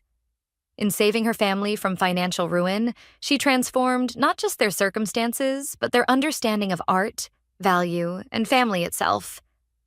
They interviewed me for that piece, Rowan said proudly. The reporter said I explained the symbolism better than some professional critics. Dad looked up from his measuring. Speaking of explaining things, don't you have that school presentation today? Yeah, career day at the high school. Rowan straightened his apron. I'm talking about careers in art and gallery management. Can you believe it? More than I can believe these bank statements, Mom muttered, but she was smiling. Our credit scores have all gone up another 20 points. The doorbell rang. Gia and Jonah stood on the porch, carrying coffee and pastries. Emergency meeting, Gia announced, sweeping in. Marcus Sterling's assistant just called. He wants to move up the city show by 2 weeks. 2 weeks? Mom immediately reached for her planning notebook. We'll need to adjust the shipping schedule, revise the catering deposits. Already handled, Jonah said. The real issue is the new piece he requested. He wants something that captures this whole journey, I walked to my studio. My proper studio now. Not just a corner of the garage. Half-finished canvases lined the walls, each telling part of our story. I might have something, I said slowly, pulling out a canvas I'd been working on secretly. It's not quite finished, but they gathered around as I unveiled it. The painting showed a family, their figures initially scattered and shadowed, gradually coming together in increasingly bright light. In the foreground, a young woman held both a paintbrush and a key. Is that us? Dad asked softly. It's called redemption, I said, because that's what this was really about. Not revenge. Not really. It's perfect, Rowan declared. But maybe add some texture in this corner? Like you taught me about creating depth? I laughed. Look who's becoming the expert. Well, I did learn from the best. He checked his watch. I better get to that presentation. Those high school kids need to know that art isn't just a hobby. It can save your family and your soul. After he left, Mom finished her calculations. Even with the accelerated timeline, we're still under budget. I've been putting aside a percentage of every sale for emergencies. My responsible mother, I said, squeezing her shoulder. Who would have thought? Who would have thought any of this? Dad gestured around the room. At the art, the planning notebooks, the family photos now mixed with gallery invitations and positive bank statements. Gia raised her coffee cup. To the power of revenge gone right. To family, I corrected, picking up my paintbrush. Now, who wants to help me finish this piece? Dad, I need one of your special finish frames. Mom, can you calculate the optimal pricing? Rowan can practice his explanation when he gets back. And what should I do? Jonah asked. I handed him a brush. You believed in my art from the beginning. Help me show them how it all comes together. As my family gathered around the canvas, each contributing their newfound skills and understanding, I realized something profound. The revenge I'd planned had transformed into something far more powerful than punishment. It had become a restoration of our home, our relationships, our dignity. You know, Mom said, watching me add final touches to the painting. I used to think you were wasting your talent. Now I realize you were just waiting for the right moment to show us its true worth. Worth isn't just about money, I replied, thinking of the triptych we'd refused to sell. No, Dad agreed. Sometimes it's about what you build together. Through the window, I could see Rowan returning, gesturing excitedly as he talked to a student who'd followed him home. Probably another art convert. I added one final brushstroke to redemption, a small light, breaking through the shadows, showing the way forward. There, I said. Now it's complete. Just like us. The day I discovered my parents had stolen my inheritance, I was wearing the fake Cartier bracelet my mother had given me for my 20th birthday. The irony wasn't lost on me. My name is Lily, and I grew up believing I was the luckiest girl in the world. Our mansion in Beverly Hills, the luxury cars, the endless shopping sprees, it all seemed like a fairy tale, until I realized I was paying for everyone else's happily ever after. Darling, you're being dramatic, my mother Malia said, barely looking up from her phone as I stood in her bedroom doorway, clutching the bank statements I'd found hidden in Father's study. We're your parents. Everything we do is for your benefit. $3 million, Mom. My trust fund is empty. My voice cracked, but I forced myself to stay steady. Grandmother left that money for my education and future. She finally looked up, her perfectly manicured eyebrows arching. Well, your father and I needed to make some investments. The market hasn't been kind lately. Investments like your new Bentley? Or Charlie's apartment in Manhattan? Don't be petty, Lily. Your sister needed a proper place to live while pursuing her acting career. She stood up, smoothing her silk robe. Besides, you're doing fine at law school with your scholarship. I watched her walk to her vanity, picking up an expensive face cream. The same cream I'd seen her buy 6 times this month alone, with my money. Where's Dad? I asked, knowing he'd be easier to crack than her. At the club, some business meeting with the Harveys. She waved dismissively. Don't bother him with this nonsense. I turned to leave, but her voice stopped me. Oh, and darling, wear the blue Chanel to dinner tonight. The Harveys are coming over and Philip's been asking about you. I wanted to scream that I didn't care about Philip Harvey or his wandering eyes. Instead, I smiled sweetly. Of course, Mother. Back in my room, I sat at my desk and opened my laptop. The scholarship my mother so casually mentioned. I'd fought tooth and nail for it, knowing they'd burned through my education fund years ago. My part-time job at the law library barely covered my textbooks, while Charlie got to pursue her dreams with my inheritance. A notification popped up on my phone, a message from Mr. Howard, my professor and mentor at law school. Did you look into those trust fund clauses we discussed? I typed back, yes, it's worse than we thought. Meeting tomorrow? His reply was instant. My office, 9 a.m., bring the documents. A knock at my door made me jump. My father, Brian, stood there, looking uncomfortable in his golf attire. Your mother says you're upset about something? Did you know grandmother's trust fund is empty? I asked directly. He shifted, avoiding my eyes. The market's been volatile, sweetheart. We had to make some tough decisions. Without consulting me, I'm 20, Dad, not 12. Look, once these new business deals come through, like the ones with the Harveys, I interrupted. Something flickered across his face. Fear? Who told you about that? Mom mentioned dinner tonight. He relaxed slightly, but not completely. Right, dinner. Well, get dressed. And Lily? He paused. Some things are better left unquestioned. After he left, I walked to my window, watching him hurry to his car. That's when I noticed the envelope falling from his pocket. He didn't see it flutter to the ground. 20 minutes later, that envelope was in my hands, and its contents made my blood run cold. It wasn't just about my trust fund anymore. The web of lies and secrets went deeper than I'd imagined. I unclasped the fake Cartier bracelet and placed it on my desk. Mother's voice echoed in my head. Everything we do is for your benefit. Well, maybe it was time to show them exactly what I'd learned from their example. Mr. Howard had been teaching me about contract law, about the intricate dance of power and control hidden in legal language. Tomorrow, I'd show him what I'd found, and together we'd start planning. My phone buzzed again, Charlie this time. Mom says you're being difficult. Don't ruin dinner tonight with your drama. I texted back, wouldn't dream of it, sis. Opening my closet, I pushed past the blue Chanel my mother wanted me to wear and pulled out a simple black dress instead.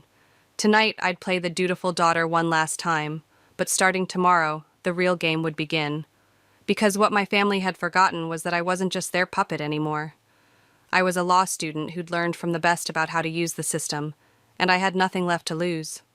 Well, nothing except this fake bracelet. Contract law isn't just about signatures and clauses, Mr. Howard said, tapping his finger on the document I'd brought him. It's about understanding human nature. People will sign anything if they think they're getting what they want. I leaned forward in his office chair, studying the papers spread across his desk. Even if what they want is built on lies? Especially then. He adjusted his reading glasses, examining the envelope I'd found. These dealings your father's involved in, they're questionable at best, illegal at worst. Can we use this? I asked. Mr. Howard's eyes met mine. Carefully, Lily. Very carefully. The moment you play this card, there's no going back. A knock interrupted us. Marshall, our family lawyer, stepped in. I tensed, but Mr. Howard smiled. Right on time, Marshall. Close the door, please. I turned to Mr. Howard, confused. You called him? Marshall here has been keeping tabs on your family's financial movements for years, Mr. Howard explained. He's got quite the story to tell. Marshall sat down, his usual polished demeanor slightly ruffled. Your father's been moving money through shell companies. The Harveys are involved, but they're just the tip of the iceberg. Why are you telling me this? I asked. Aren't you supposed to be loyal to them? I'm loyal to the law, Marshall replied, pulling out a USB drive. And to your grandmother's wishes. She made me promise to protect your interests. That evening, I sat at our dining table, watching my mother fuss over place settings, while my father paced near the window, phone pressed to his ear. "The Harveys will be here any minute," Mother hissed at him. "Get off that phone." He waved her away, his face pale. "Listen, we need to move those funds now. Yes, tonight." Charlie swept in, wearing a dress that probably cost more than my semester's tuition. "Mom, the caterers forgot the caviar." "What?" Mother's face contorted. "I specifically ordered the Russian variety. Philip loves it." I suppressed a smile, remembering Marshall's words about the Harvey family's imminent bankruptcy. They were as fake as we were. The doorbell rang. Showtime. "Lily, darling!" Philip's mother air-kissed my cheeks. "Still buried in those law books?" "Actually," I smiled, "I'm specializing in financial law now. Fascinating stuff." Philip's father coughed uncomfortably. My father's hand tightened around his whiskey glass. Dinner was a masterclass in upper-class tension. Mother prattled about Charlie's latest audition while Mrs. Harvey complimented the missing caviar. I watched my father and Mr. Harvey exchange meaningful glances between courses. "So, Philip," Mother cooed, "tell us about your new venture." Philip launched into a rehearsed speech about cryptocurrency and sustainable energy. I noticed my father's subtle headshake. "Sounds risky," I commented innocently, "especially with the new SEC regulations on digital assets." The table fell silent. Philip's fork clattered against his plate. "You follow financial regulations?" Mr. Harvey asked, trying to sound casual. "Oh yes," I smiled.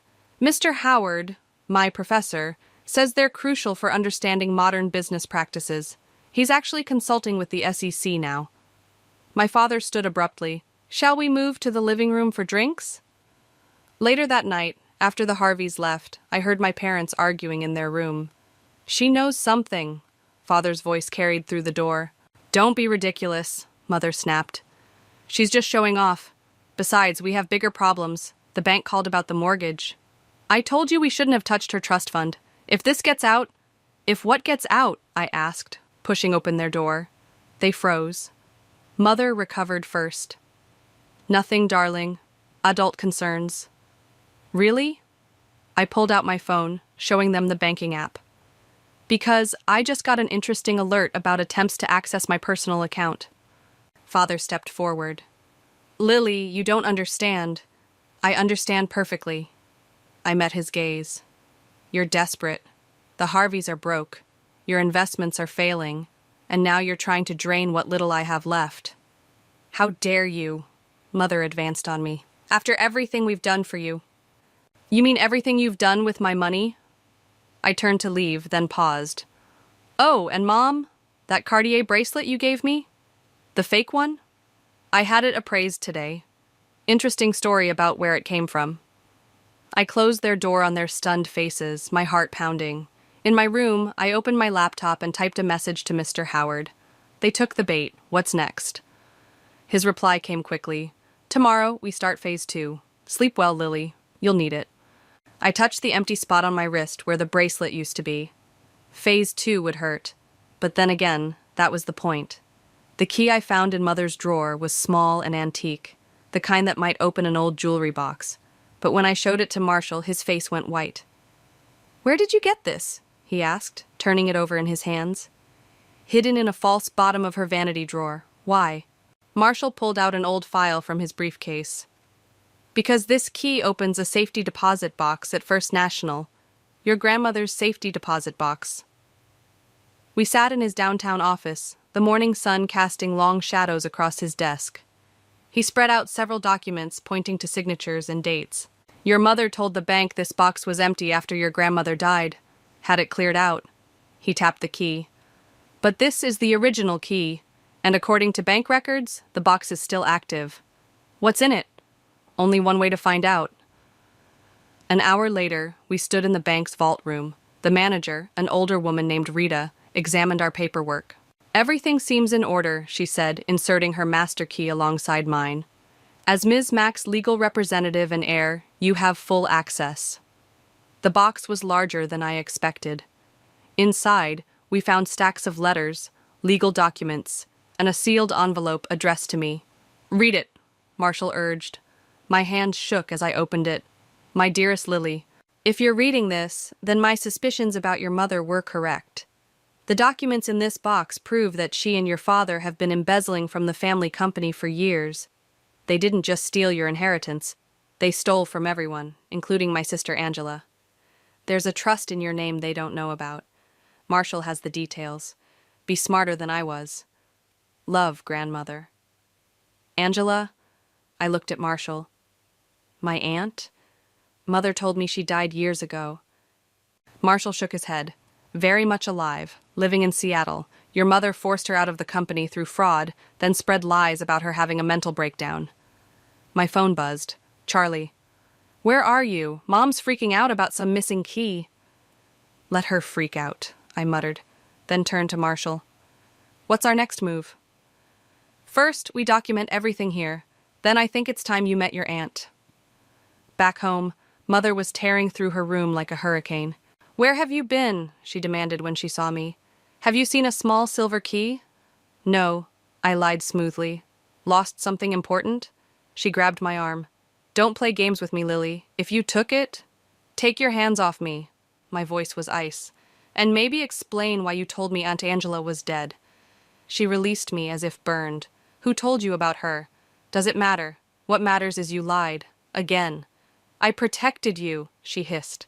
Angela was unstable, dangerous. Dangerous to your schemes, maybe.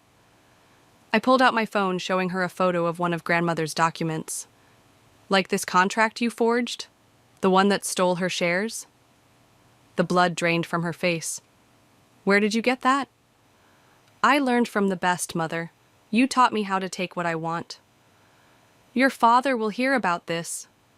Good, I smiled. Tell him I found grandmother's safety deposit box, too. I'm sure he'll be thrilled. I left her standing there, hands shaking. In my room, I called the number Marshall had given me. Hello? A warm voice answered. Aunt Angela, this is Lily. Silence then. I've waited so long for this call. I know what Mother did to you, I said. I have proof. Lily, she said softly, are you sure you want to do this? Once you start, they stole everything from you, from me, from grandmother. Yes, she sighed, they did. Then help me make it right. We talked for an hour, planning. When we hung up, I had another message from Mr. Howard. Documents are ready. Tomorrow we move on your parents' accounts. I walked to my window, watching Mother's car speed out of the driveway. She was probably running to Father, planning their next move. But for the first time, I was steps ahead of them. My laptop pinged, an email from Marshall with the trust documents grandmother had mentioned. The amount made me gasp. All this time, there had been a safety net I never knew about. Charlie barged in without knocking. What did you say to Mom? She's completely lost it. Truth hurts, doesn't it? She narrowed her eyes. What's that supposed to mean? Ask her about Aunt Angela, I suggested. Ask her where your fancy apartment's money really came from. You're just jealous, she snapped, but I saw doubt flicker in her eyes.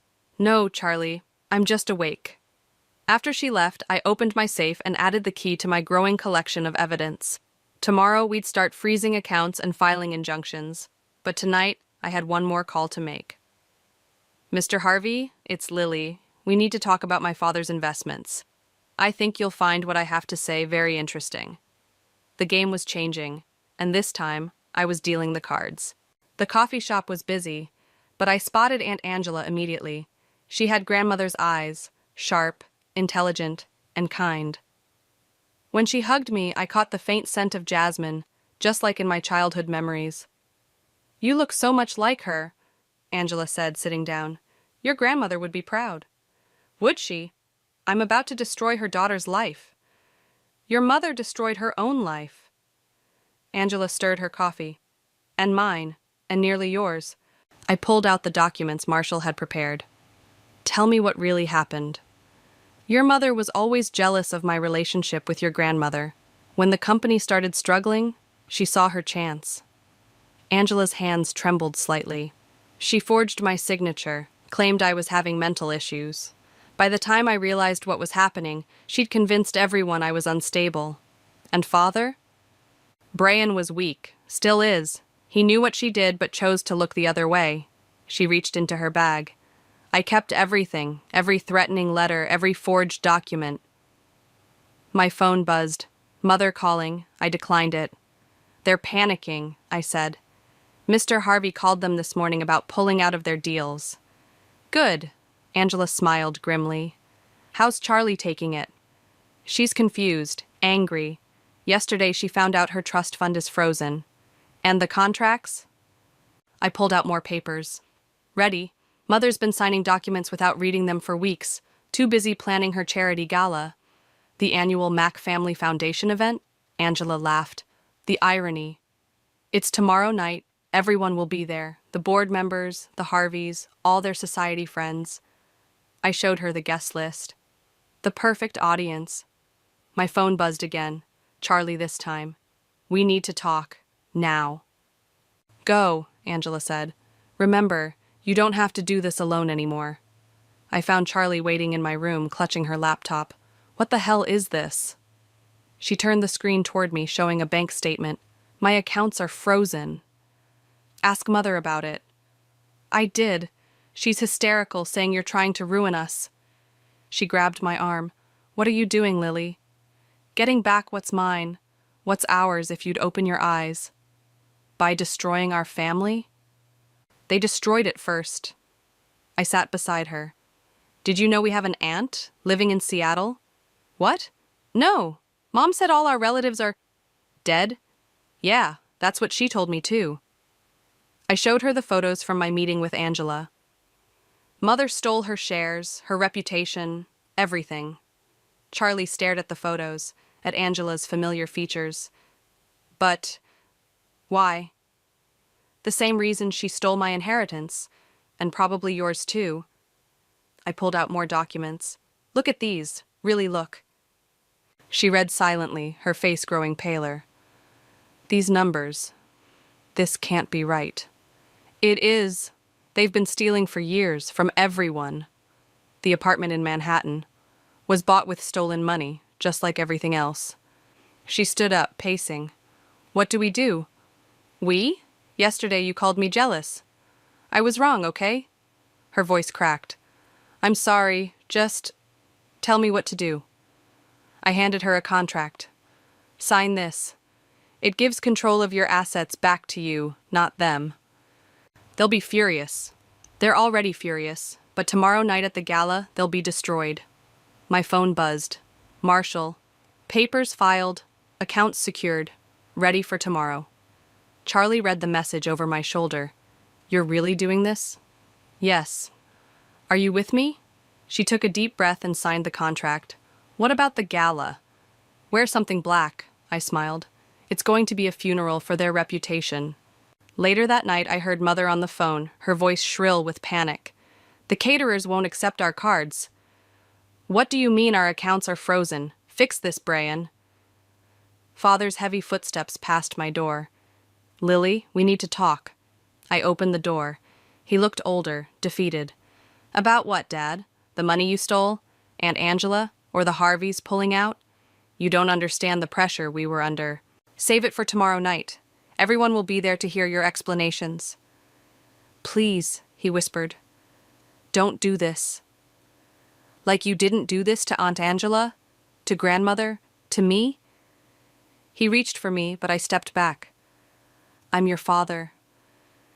No, I said quietly. You're just the man who helped steal my future. Now get out. After he left, I called Mr. Howard.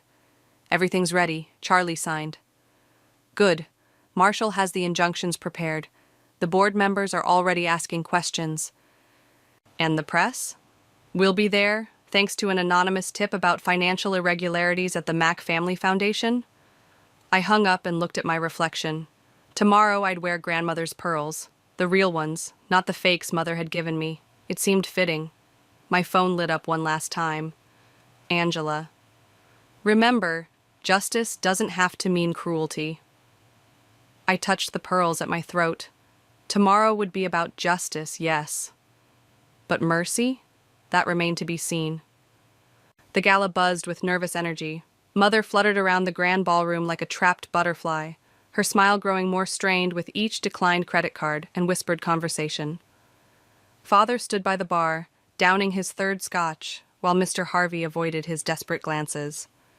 "Quite a turnout," Marshall murmured, appearing beside me. "The board members are in position." I nodded, watching Charlie work the room in her black dress. She was doing her part perfectly, dropping subtle hints about financial concerns to all the right people. "Your mother's looking for you," he added. "She's figured out something's happening tonight." "Let her look." I smoothed my grandmother's pearls. "Is Angela ready?" "In the lobby. She'll enter when you give the signal." Mother spotted me then, cutting through the crowd like a shark. "Lily, where have you been? The Harveys are acting strange, and the caterers are demanding payment up front." "Maybe because our accounts are frozen?" I suggested innocently. Her perfectly made-up face paled. "What did you do?" "Nothing yet, but it's coming." I gestured to the gathering crowd. "You might want to prepare yourself." "You ungrateful little—" She grabbed my arm, but I pulled away. "Don't make a scene, Mother. You've got enough problems tonight." Philip Harvey approached, his usual arrogance replaced by barely concealed panic. "Mrs. Mack, we need to discuss the investment situation immediately." "Not now, Philip," she hissed. "Yes, now." His voice cracked. "The SEC is asking questions about all of us." I left them arguing and found Charlie by the champagne table. "How's it going?" Mrs. Peterson from the board nearly fainted when I mentioned the audit. Charlie sipped her drink. "Dad's lawyer just arrived. He looks terrified." "Good." I checked my phone. A message from Mr. Howard. "Press is outside. Ready when you are." Mother clinked her glass for attention, her voice artificially bright. "Welcome, everyone. The Mack Family Foundation is so proud." "Actually," I cut in, stepping onto the small stage, "I think it's time for a different speech." The room fell silent. Father started forward, but Marshall blocked his path. "For years," I continued, "this foundation has represented wealth, privilege, and charitable giving, but it was built on lies." I nodded to Marshall, who began distributing folders to the board members. "What you're receiving are copies of bank statements, forged documents, and proof of systematic fraud orchestrated by my parents." Gasps rippled through the crowd. Mother lunged for the stage, but Charlie caught her arm. "Let her speak," Charlie said firmly. "They stole my inheritance," I announced. "They stole from the company, and they stole from someone else, someone they told everyone was dead." The ballroom doors opened. Angela walked in, head high. "Oh my God," someone whispered. "That's Angela." Mother's face went from white to gray. Father dropped his scotch glass. "Hello, Malia," Angela said clearly. "It's been a while." The room erupted in chaos. Board members flipped through documents, whispering furiously. The Harveys tried to slip out, but security blocked the exits. "This is ridiculous," Mother shouted. "She's mentally unstable." "No, Malia," Mr. Howard stepped forward. "The SEC has confirmed every document. Your fraud is exposed." "Brian?" Mother turned to Father. "Do something." But Father just stood there, shoulders slumped. "It's over, Malia." "The police are outside," I announced, along with reporters. "The board has already voted to freeze all foundation assets pending investigation." Philip Harvey suddenly bolted for a side door. 2 security guards caught him as he ran. "The Harveys' involvement has also been documented," Marshall added. "No one's escaping this." Mother collapsed into a chair, her perfect world crumbling. Charlie walked to the stage and stood beside me. "We trusted you," Charlie said to our parents. "You betrayed everyone in this room." The next hour was a blur of police statements, reporter questions, and shocked conversations. I watched as Mother and Father were escorted out, as board members huddled with lawyers, as years of lies unraveled in a single evening. Angela found me on the balcony afterward. "You did well." "Did I?" I looked at the chaos below. "It doesn't feel like a victory." "It's justice," she said softly. "Sometimes that hurts more than revenge." My phone buzzed, a text from Father. "I'm sorry for everything." Charlie joined us, her makeup smeared from crying. "The police want more statements tomorrow, and the press won't leave." "Let them stay," I said. "No more hiding the truth." We stood together, 3 women bound by more than blood, watching as the foundation's sign was taken down from the building's facade. "What happens now?" Charlie asked. "Now," Angela smiled, "we rebuild. The right way." I touched my grandmother's pearls one last time before unclasping them. The weight lifted from my neck, but a different weight settled in my chest. This was just the beginning. "Come on," I said to them both.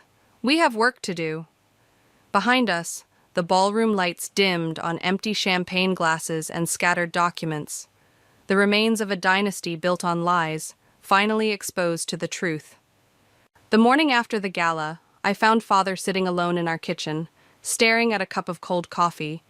He looked smaller somehow, his designer suit replaced by an old sweater. "The police took your mother to the station an hour ago," he said without looking up. "She's being charged with fraud. And you?" "My lawyer negotiated a deal. I'm cooperating fully." He finally met my eyes. "I deserve whatever's coming." I poured myself coffee, the familiar routine feeling strange in our changed world. "Why did you do it? Was money really worth destroying everyone?" "It started small," he sighed. "A little creative accounting here, a shifted investment there. Your mother, she always wanted more, and I was too weak to stop her." The doorbell rang. Marshall entered with a stack of papers, nodding to us both. "The press is camped outside. We should discuss damage control." "I'll get Charlie," I said, but Father's voice stopped me. "Wait, there's something you need to see first." He led us to his study, unlocking a hidden safe behind a painting. Inside was a worn leather journal. "Your grandmother's," he explained. "She knew what we were doing. She tried to stop us, to protect you girls." His hands shook. "The night she died, she made me promise to give this to you when the truth came out." I took the journal, its pages filled with grandmother's elegant handwriting. Dates, transactions, warnings. She'd documented everything. "She died thinking I'd keep my promise," Father whispered. "Instead, I helped your mother hide it all." Marshall cleared his throat. "The board's meeting today. They're voting to dissolve the foundation." "Good," I said. "Let it burn." My phone buzzed. "Angela, turn on the news."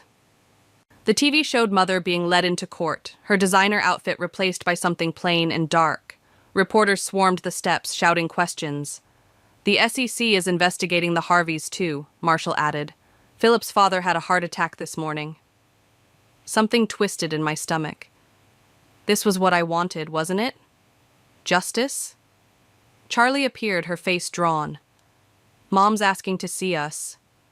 "No," I said immediately.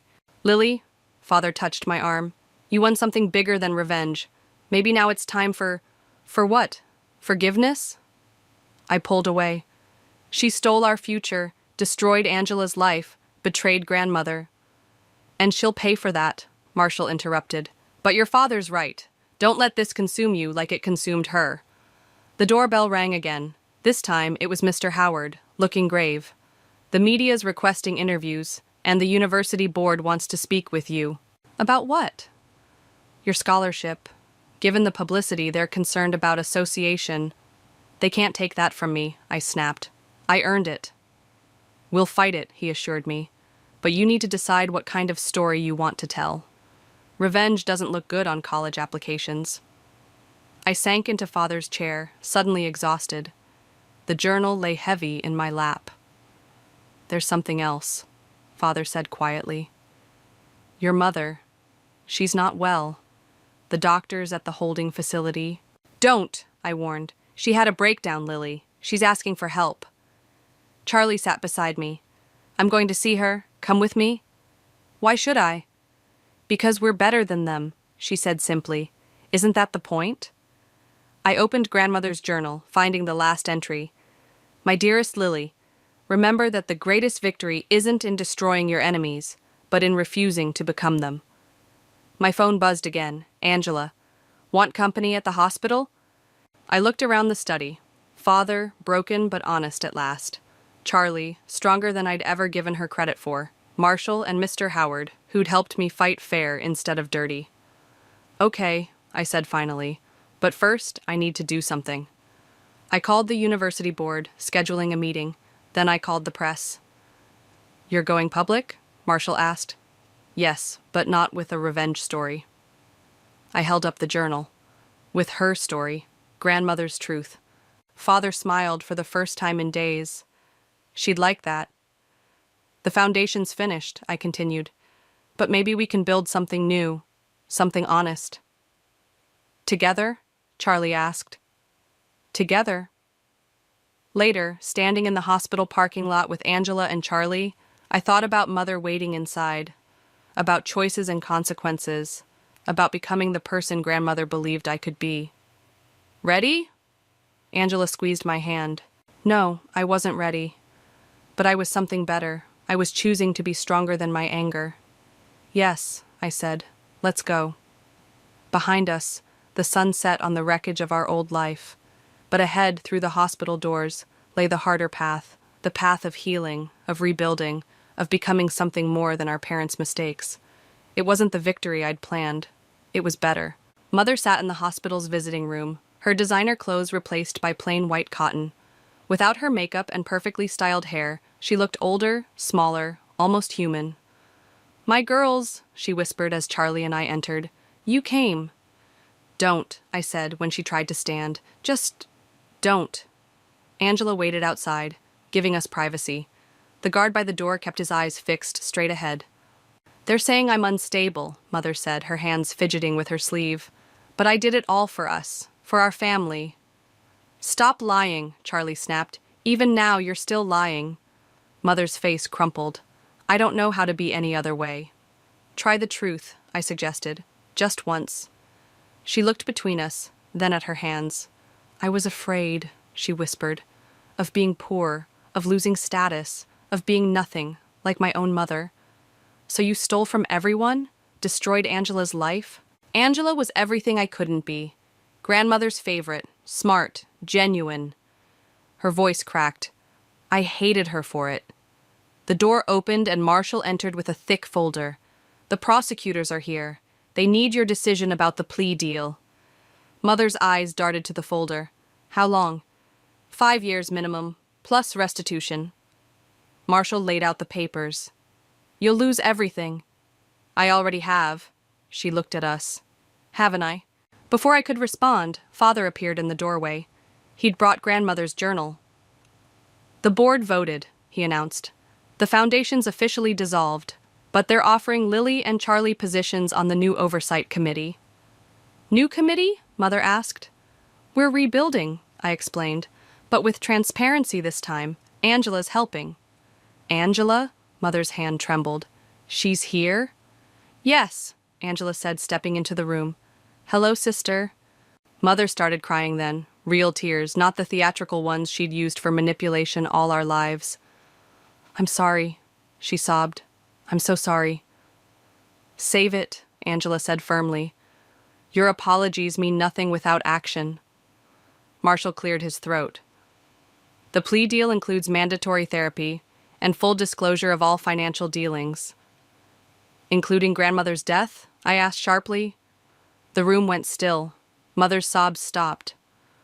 What about her death? Charlie asked. Father opened the journal. She knew, didn't she? He asked Mother. About the embezzlement. She was going to expose everything. She had a heart attack, Mother whispered. After you threatened her, I said, pulling out a letter from my bag. I found this in the safety deposit box, her last written words, saying she was afraid of you. Mother closed her eyes. I never touched her. But you caused it, Angela said. The stress, the fear, the betrayal. Add it to the plea deal, I told Marshall. Full confession about everything, or we go to trial. You'd do that? Mother asked. Send me to prison for longer? You sent yourself there, Charlie replied. We're just making sure you face it all. Father stepped forward with a pen. Sign it, Malia. Give them this at least. Mother's hand shook as she took the pen. Will you visit me? That depends, I said, on whether you actually change. She signed the papers. Marshall gathered them quickly, nodding to the prosecutors waiting outside. The press conference is in an hour, he reminded me. Are you ready? I touched Grandmother's pearls, which I'd put on for strength. Yes. What will you tell them? Mother asked. The truth, all of it. How you stole from your family, betrayed your sister, drove your mother to her death. How greed destroyed everything. And then? And then we rebuild, without you. The guard stepped forward, indicating time was up. Mother stood, suddenly looking desperate. I do love you, she said. Both of you, in my way. Your way wasn't love, Charlie replied. It was possession. We left her there, crying in her white cotton clothes. Outside, Angela hugged us both.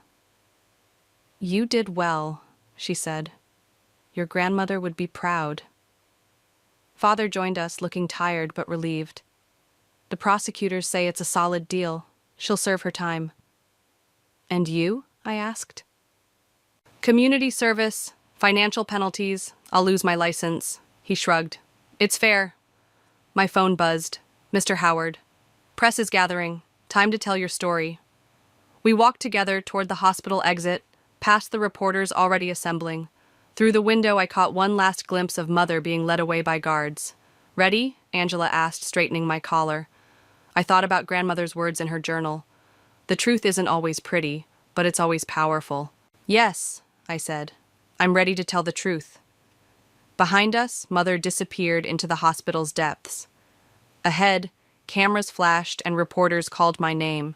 But for the first time since this all began, I felt light, free.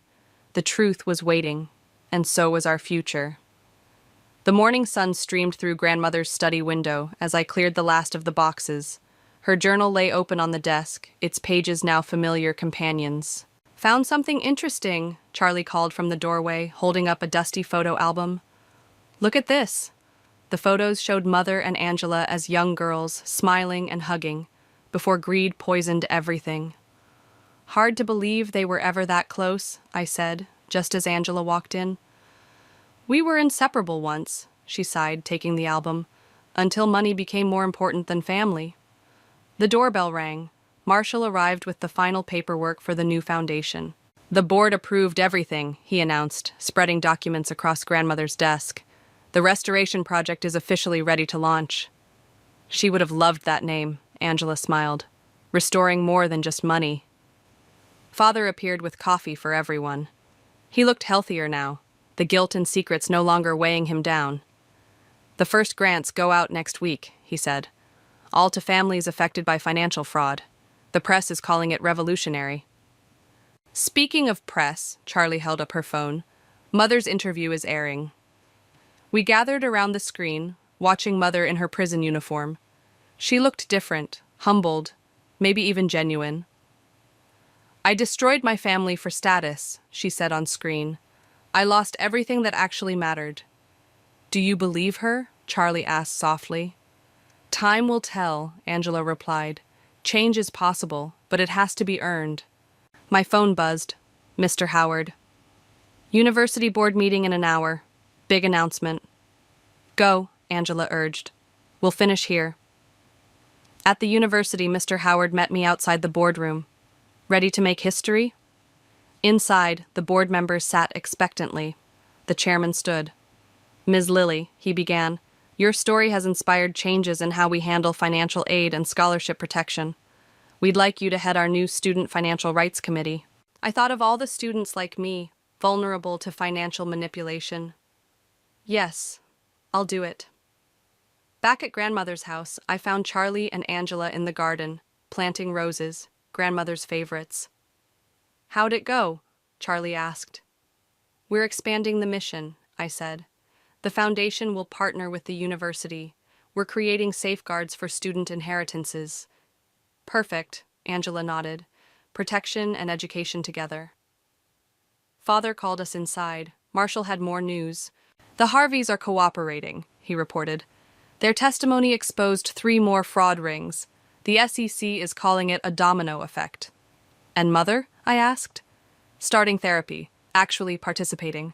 He hesitated.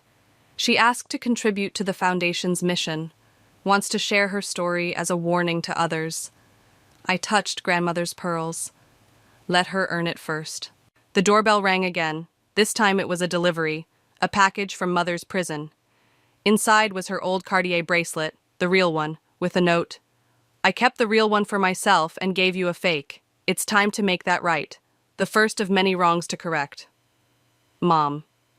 Well, Charlie said, it's a start. We spent the rest of the day planning the foundation's launch.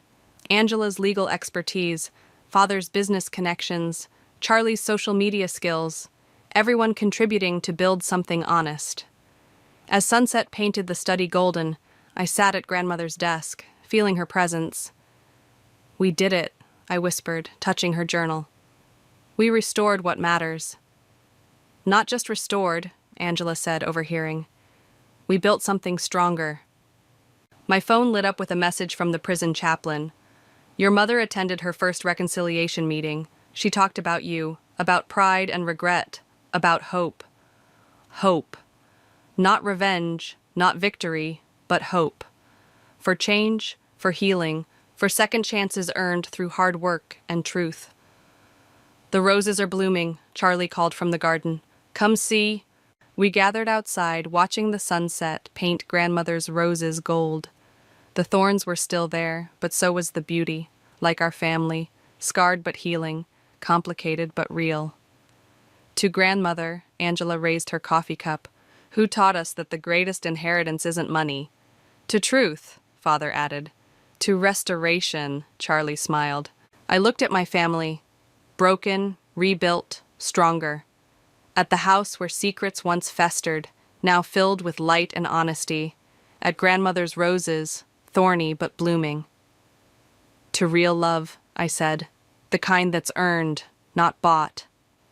The setting sun warmed my face as I added Mother's bracelet to Grandmother's jewelry box. Inside, the fake one lay discarded, a reminder of who we were.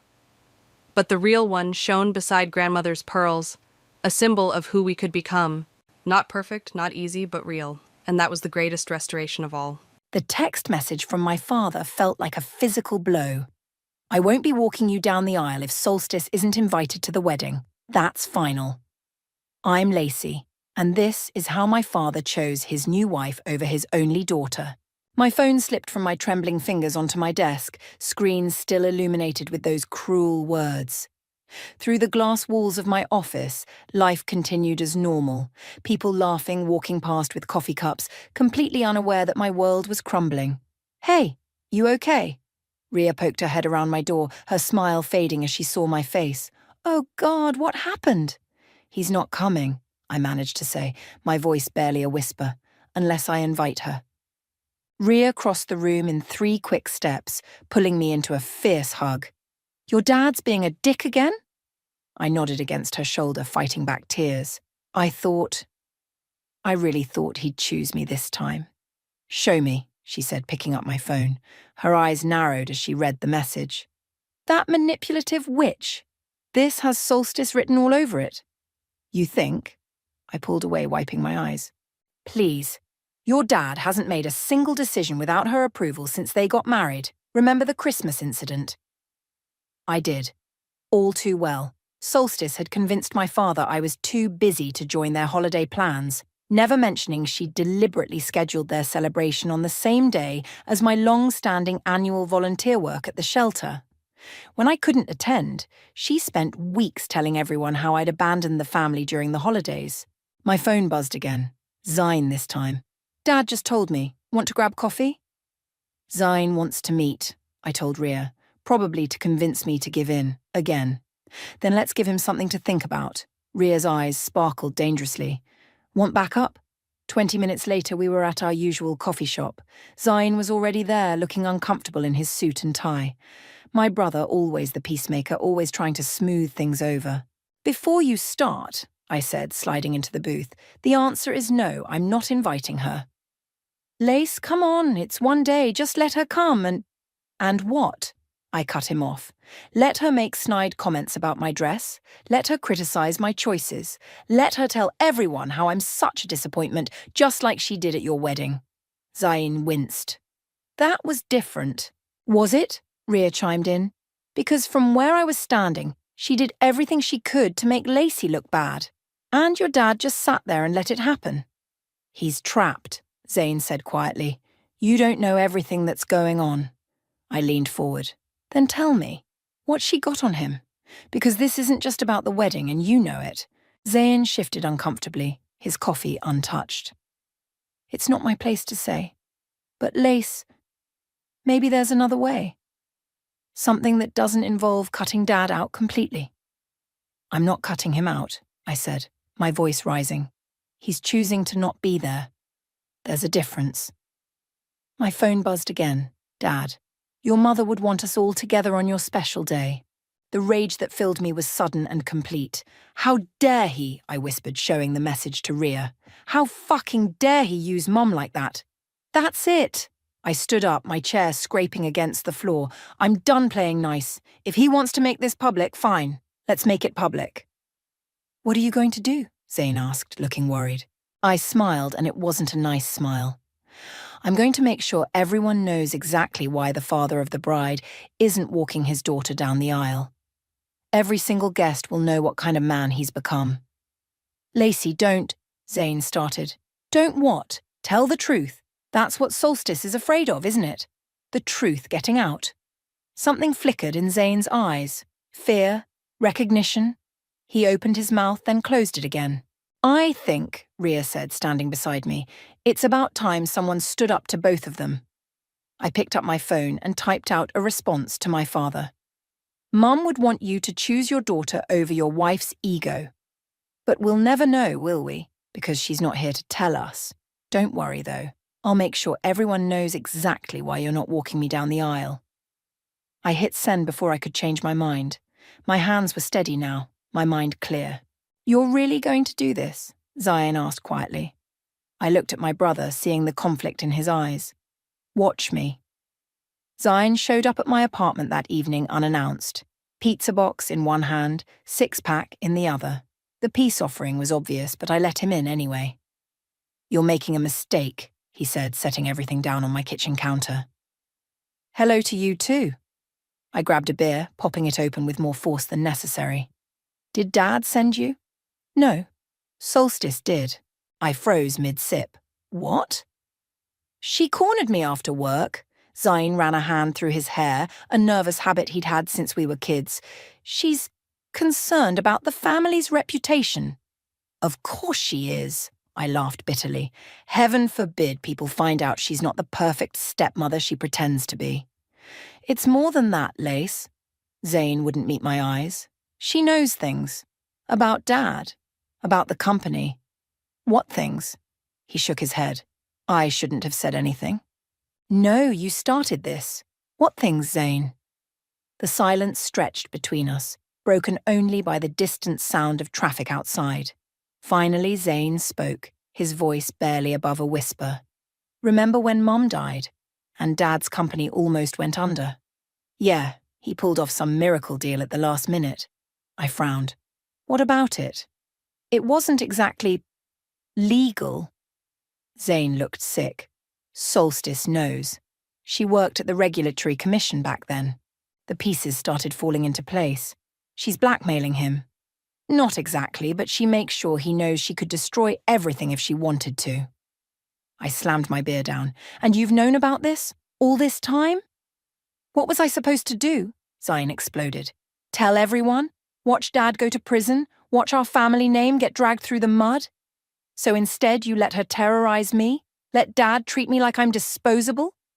You're not disposable, he protested. Dad loves you. Really? Because it sure doesn't feel like it. I pulled out my phone, scrolling through messages. Look at this. Last month, when she told everyone I skipped Dad's birthday dinner, I was in the emergency room with food poisoning. She knew that, Dad knew that, but they still let everyone think I just didn't show up. Zayn shifted uncomfortably. She said you were faking it. And Dad believed her, over his own daughter. He doesn't know what to believe anymore. Zayn's voice cracked. She's in his head, Lace, all day, every day. Little comments, subtle hints about what could happen if she ever felt unwelcome. My phone buzzed. A text from Wyatt. Just heard from your dad. You okay? No, I typed back. But I will be. Whatever you're planning, Zayn said, watching me. Be careful. Solstice isn't someone you want as an enemy. Too late? I looked up at my brother. She made me her enemy the day she decided to come between me and Dad. And now? Now I'm going to show everyone exactly who she is. How? You'll see. At the wedding. I smiled grimly. Assuming you're still coming? Zane hesitated. Lace. It's a simple question, Zane. Are you coming to your sister's wedding or not? He stood up, pacing my small kitchen. You don't understand what you're asking. If I side with you publicly, then what? Solstice will reveal Dad's secrets? Maybe it's time they came out anyway. You don't mean that. Maybe I do. I crossed my arms. Maybe it's time we stopped letting fear control this family. Zane stopped pacing, bracing himself against the counter. She'll destroy him. He's destroying himself by choosing her over his children. My voice softened. And you're helping him do it. The truth of that statement hung heavy in the air between us. Finally, Zane straightened up. I'll be there, he said quietly. But whatever you're planning, just remember that some things can't be undone. I know.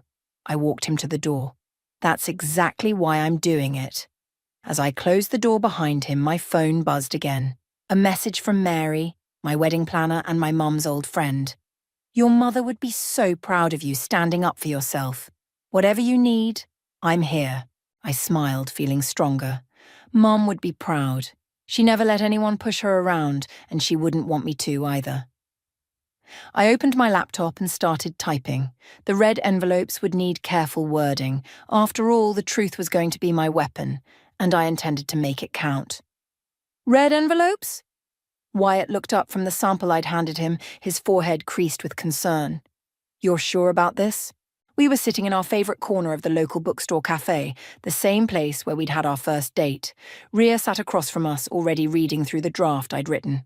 Holy shit, she whispered, reaching the end. This is brutal, but honest. That's the point. I took a sip of my coffee. No exaggerations, no drama, just the plain truth about why my father won't be walking me down the aisle. Your dad's going to lose it when he sees these, Wyatt said, squeezing my hand. Good, I squeezed back. Maybe it's time he felt a fraction of what I've been feeling. Mary, who'd been quietly listening from the fourth chair, finally spoke up. I knew your mother for 20 years, she said, her voice gentle but firm. She would have done exactly the same thing. You think so? Oh, honey, Mary smiled. Where do you think you got your backbone from? Caroline never let anyone walk all over her, and she wouldn't want that for you either. Rhea grabbed her phone. I know a printer who can do these on that fancy red paper you want. Rush job, totally discreet. How many are we thinking? Wyatt asked. One for every guest. I pulled out my list. 212 to be exact. That's going to make quite a statement, Mary mused. How do you want to distribute them? I was thinking, I started, but was cut off by a familiar voice behind me. Thinking about what? My father stood there, looking uncomfortable in his casual weekend clothes. Solstice wasn't with him, a rare sight these days. Dad, I quickly slid the envelope draft into my bag. What are you doing here? I was hoping we could talk. He glanced at the others. Alone? Wyatt squeezed my hand again before standing. We'll give you some space. No, I said firmly. Whatever you have to say, you can say it in front of my family. Dad flinched at the word family, but pulled up a chair anyway. This wedding situation, it's gotten out of hand. Has it? I kept my voice steady. Seems pretty straightforward to me. You chose your wife's feelings over your daughter's. It's not that simple, Lacey. Actually, it is. I leaned forward. You know what Solstice has done. You know how she treats me. And you still took her side. She's my wife. And I'm your daughter.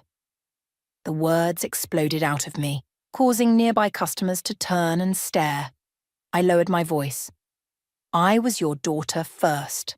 I was there when Mom died. I was there when you fell apart. I was there through everything. And you think I wasn't there for you? His face reddened. I gave you everything. Except support when it mattered. I pulled out the red envelope draft and slid it across the table. Here. A preview of what every guest will receive at my wedding. He opened it with trembling hands. I watched his face as he read, saw the colour drain from it. "You can't do this," he whispered. "Watch me." "Lacey, please," his voice cracked. "You don't understand what's at stake." "I understand perfectly." I gathered my things. Zahn told me about the company, about what Solstice knows. Dad's head snapped up, panic in his eyes. "He what?" "Yeah. Turns out your perfect wife is just a blackmailer in designer clothes." I stood up. "But you know what? Maybe it's time everyone knew the truth. About everything. You'd destroy our family name, your brother's career, my legacy." "You're destroying it yourself." I slung my bag over my shoulder. "One cowardly decision at a time." Mary reached over and patted my father's hand. "Sullivan, I've known you for decades. This isn't you. Caroline would be heartbroken to see what you've become." Dad pulled his hand away as if burned. "Don't bring Caroline into this." "Too late," I said. "Mom's been part of this since the day you let another woman erase her memory from our family." I turned to leave, then paused. "You have 3 weeks until the wedding, Dad. Think carefully about which side of history you want to be on." As we walked out, Rhea pulled out her phone. "Calling the printer now. These envelopes are going to be fire." "You okay?" Wyatt asked softly. I watched through the window as my father sat alone at the table, still holding the red envelope, looking smaller than I'd ever seen him. "No," I answered honestly, "but I will be. One way or another, this ends at the wedding." "Look at this," Rhea said, spinning her laptop around. "Solstice worked at 3 different regulatory agencies in 5 years. Each time, she left right after major settlements with companies she was investigating." We were sprawled across my living room floor, surrounded by old papers, photos, and laptop screens.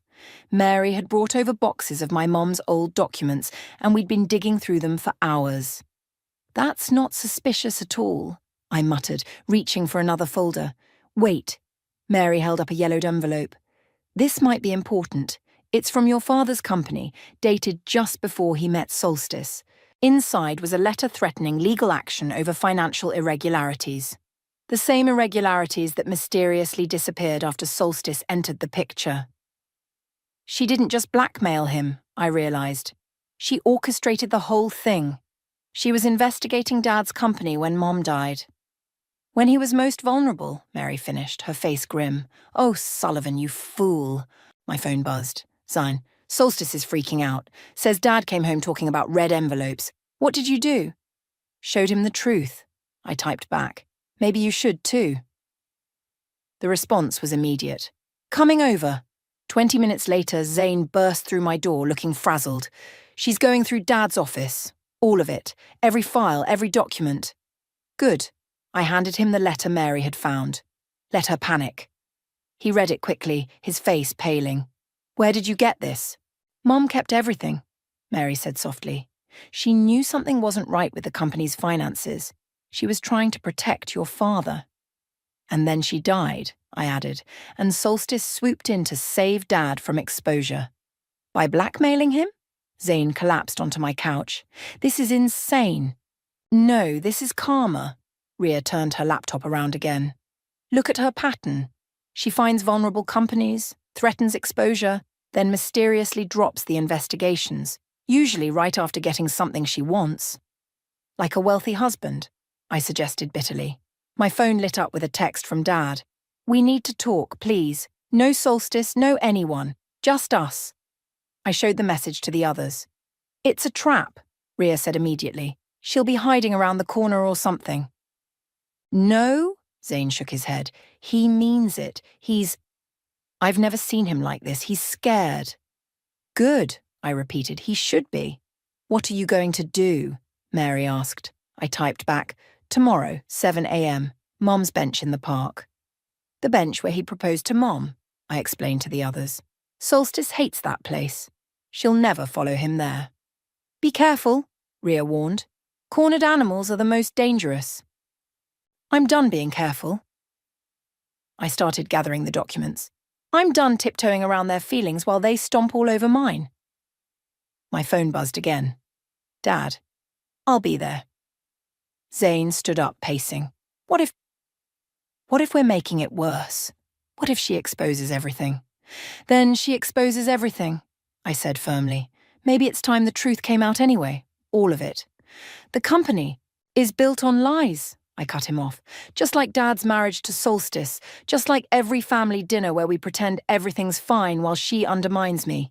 I'm tired of lies, Zane. Mary reached over and squeezed my hand. Caroline would be so proud of you right now. Would she? I blinked back tears. Because sometimes I feel like I'm tearing the family apart. No, honey. Mary's voice was fierce. Solstice did that. Your father let her. You're just refusing to pretend it didn't happen. My phone lit up one more time. A message from Wyatt. Whatever happens tomorrow, I'm with you. All the way. I showed the message to Rhea, who grinned. Now that's a real man. Not like... She caught herself glancing at Zane. Sorry. Don't be. Zane picked up the letter again. You're right. We've all been cowards. Especially me. It's not too late to change that, I said quietly. He nodded slowly. No, it's not. He pulled out his phone and started typing. What are you doing? Emailing myself copies of everything we found tonight. He looked up, determination in his eyes. If we're doing this, we're doing it right. No more hiding. I hugged him, feeling for the first time like I had my brother back. Tomorrow then, Mary said, standing up, the beginning of the end. Or just the beginning, I replied, looking at the pile of evidence we'd gathered. Depends on Dad's choice. The morning fog still clung to the park when I arrived at Mom's bench. Dad was already there, looking older than I'd ever seen him, his shoulders hunched against the early morning chill. You came, he said as I sat beside him. You raised me to keep my promises. The words came out sharper than intended. At least that's what you used to teach me. He flinched. I deserve that. You deserve worse. Silence stretched between us, broken only by early morning joggers passing by and birds starting their day.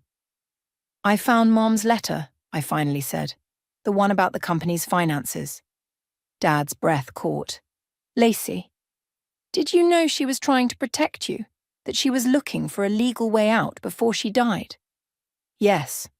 His voice was barely a whisper. And then Solstice appeared, right when you were most vulnerable. Convenient, wasn't it? He turned to face me, eyes red-rimmed. You don't understand. The company was going under. Everything your grandfather built, everything I'd worked for, I was going to lose it all. So instead you lost your daughter. I never lost you. Really? I pulled out my phone, opened my photos. Here's last Christmas when Solstice told everyone I was too busy for family dinner. I was volunteering at the shelter, just like Mom and I used to do every year. You knew that. I swiped to the next photo. Here's Zane's wedding. Remember how Solstice spent the entire reception telling everyone how I was trying to upstage the bride with my dress? The dress she helped pick out? Lacey, please. No, Dad, look. I showed him photo after photo. Every family event, every holiday, every celebration, watch how I slowly disappear from them. Watch how she pushed me out, and you let her. I was trying to keep the peace. You were trying to keep your secrets. I put my phone away. But here's the thing, Dad. I'm not afraid of the truth anymore. Are you? He stood up abruptly, pacing in front of the bench. If this comes out, it won't just hurt me. The company employs hundreds of people. Your brother's career. Stop hiding behind other people. I stood too, facing him. This isn't about them. This is about you choosing your wife's blackmail over your daughter's happiness. That's not fair. Neither is making me feel unwelcome in my own family. My voice echoed across the empty park. Neither is missing my graduation because Solstice suddenly planned a cruise. Neither is believing her lies about me over and over and over again. I'm sorry, he whispered. Sorry isn't enough anymore. I pulled out one of the red envelopes. These go out at my wedding. Every guest will know exactly why you're not walking me down the aisle. Unless? Stand up to her, tell the truth yourself. Be my dad again. He took the envelope with trembling hands. She'll destroy everything. No, Dad, you already did that the moment you chose her over your children. My phone buzzed. Wyatt, dress fitting in an hour. You okay? I have to go, I told Dad. My fiancé and I are planning our future, a future based on trust and honesty. Everything my childhood family used to be. Lacey, wait, he grabbed my arm. What if I left her? I gently removed his hand. That's not enough anymore. The truth needs to come out. All of it. You need to make it right. How? Figure it out. You have 2 weeks until the wedding. I started walking away, then turned back. Oh, and Dad, check your email. Zayn sent you something interesting last night. What did he send? Everything we found, all the evidence of Solstice's pattern, all the proof of her blackmail. I smiled sadly. Turns out I'm not the only one tired of living with lies. As I walked away, my phone buzzed again. This time it was Mary. Your mother's watching over you today. She'd be so proud of your strength. I looked back one last time. Dad still stood by the bench, the red envelope clutched in his hand, looking lost in the morning fog. For the first time, I didn't feel sorry for him. Another text came through, this one from Rhea. The red envelopes are ready. They look amazing. Perfect, I replied. Now we wait. 2 weeks until the wedding. 2 weeks for Dad to choose between truth and lies, between his daughter and his wife, between his integrity and his secrets. The morning sun finally broke through the fog as I headed to my dress fitting. Whatever Dad decided, I was done living in shadows. It was time for everything to come to light. The morning of my wedding dawned bright and clear. I stood in the church's bridal suite, staring at my reflection while Mary adjusted my veil. The red envelopes? I asked.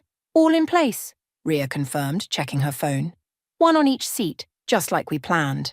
The door burst open. Solstice stood there, already dressed for the wedding, her face twisted with rage. You little bitch, she hissed, waving one of the red envelopes. How dare you? Get out! Mary stepped between us, but Solstice shoved past her. You think you can expose your father like this, destroy everything he's built? I turned to face her, surprisingly calm. No, that's your job, isn't it? The blackmail, the manipulation, the threats. I saved his company. You saw an opportunity and exploited it. I smoothed my dress. Just like you did with all those other companies you investigated. Her face paled. What are you talking about? We found everything, Solstice. Your pattern, your previous victims. Did you really think my mother wouldn't keep records? Your mother, she spat, was a fool who didn't understand business. The room went deadly quiet. Even Solstice seemed to realize she'd gone too far. Get out, I said softly, dangerously, before I have security throw you out. You wouldn't dare. Try me. I nodded to Rhea, who already had her phone out. One call and everyone will watch you get dragged out of my wedding. Imagine the gossip. Your father won't allow... My father isn't here yet. I stepped closer. And you're not going to tell him about this little visit, are you? Because then you'd have to explain how you found out about the envelopes early. She glanced down at the envelope in her hand, realization dawning. That's right, I continued. You broke into the church last night to snoop. The security cameras caught everything. Wouldn't that make an interesting addition to the evidence? You're bluffing. Want to risk it? We stared each other down until finally, she crumpled the envelope in her fist and turned to leave. This isn't over, she threatened. Actually, it is. Zayn's voice came from the doorway. He stood there in his groomsman's suit, looking every inch our father's son. Step away from my sister. Zayn, she tried to smile. Surely you understand. I understand perfectly. He held up his phone. I just sent Dad the security footage of you breaking in. He's on his way. Her face went from pale to ashen. Without another word, she pushed past him and fled. You okay? Zayn asked, hugging me carefully to avoid wrinkling my dress. Better than okay. I grinned. Did you really send Dad the footage? Yup, along with everything else we have on her. Ball's in his court now. My phone buzzed. Wyatt. Just saw Solstice storming out. You all right? Never better, I texted back. Get ready for fireworks. Mary finished adjusting my veil. Whatever happens next, you look beautiful. Thanks to you, I hugged her. Mum would have loved this dress. She would have loved seeing you stand up for yourself more. Mary wiped away a tear. Now, are we ready to do this? Ria checked her phone again. Guests are being seated. Each red envelope is in place. No sign of your dad yet. He'll come, Zayn said confidently. He has to choose now. No more hiding. Another text came through, this time from Dad. I'm here. Can we talk before the ceremony? I showed the message to everyone. Want backup? Ria offered. No. I took a deep breath. This needs to be between us. 5 minutes until we need to start, Mary warned. That's all I need. I headed for the door, then turned back. If you see Solstice trying to come back, we'll handle it, Zayn promised. In the quiet hallway outside the main sanctuary, I could hear the murmur of guests, the soft music playing. This was it. The moment everything would change. Dad stood waiting, looking torn between pride and terror. In his hand was a red envelope unopened. Well, I asked quietly. What's it going to be, Dad? He looked down at the envelope, then back at me. I made my choice, he said. And in that moment, I knew exactly what was about to happen.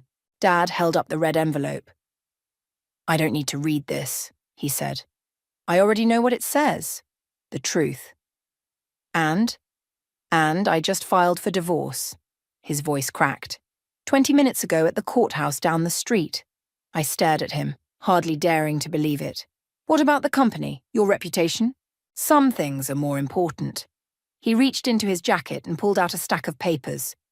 I also submitted these to the Securities and Exchange Commission. Full disclosure of everything I did wrong, everything Solstice used against me.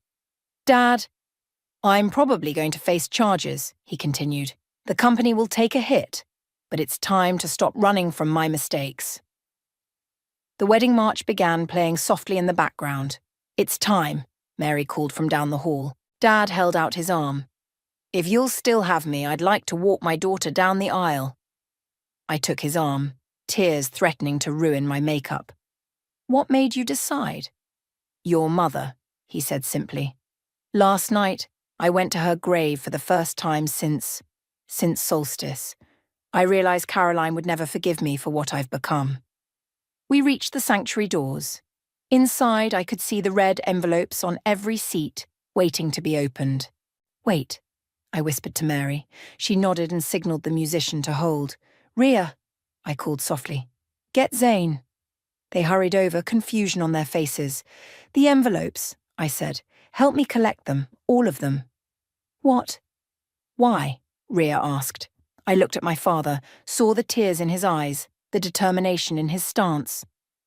Because sometimes the truth doesn't need to be forced. Sometimes people choose it on their own. We quickly gathered the envelopes while the guests watched curiously. As we finished, the sanctuary doors opened fully, and there stood Solstice. Sullivan, she called out, think about what you're doing. Dad didn't even turn around. I already have. Goodbye, Solstice. I'll destroy you, she threatened. No, he replied calmly. I'm done letting you destroy anything. A security guard appeared behind her. Mom, I need you to come with me. You can't? She started. Actually, we can. Zayn stepped forward. Breaking and entering last night? That's a crime. So is blackmail. The police are very interested in talking to you about your pattern of investigating companies. She looked around wildly but found no allies. Even her usual society friends in the pews were turning away, embarrassed to be associated with her. As she was led away, Dad squeezed my arm. Ready? The wedding march began again. This time, when we walked down the aisle, I saw nothing but love in the faces around us. Wyatt waited at the altar, beaming. Ria and Zayn took their places as my attendants, both trying not to cry. Who gives this woman? The minister asked. Dad's voice was strong and clear. Her mother and I do. He kissed my cheek and whispered, I'm so sorry, sweetheart, for everything. I know, I whispered back. We'll figure it out. As I took Wyatt's hands, I saw Mary in the front row holding a box of the collected red envelopes. She gave me a questioning look. I shook my head slightly. Those envelopes didn't matter anymore. The truth had found its way out on its own. "Dearly beloved," the minister began, but I was barely listening. I was watching my father, sitting where my mother should have been, finally looking like the man I remembered from my childhood. Wyatt squeezed my hands, bringing me back to the moment. "You okay?" he mouthed. I smiled, really smiled, for the first time in what felt like years. "Perfect," I whispered back, because it was. Not because everything was fixed. Dad still faced consequences. The company would still take hits. There would still be fallout to deal with. But perfect because the truth was finally free, because my father had finally chosen right, because love had won over fear. The red envelopes would be burned later that night, their contents never read, their purpose served simply by existing. Sometimes the threat of truth is enough to make people face it on their own. "I do," I said when the time came, looking into Wyatt's eyes and seeing our future, one built on honesty, trust, and real love.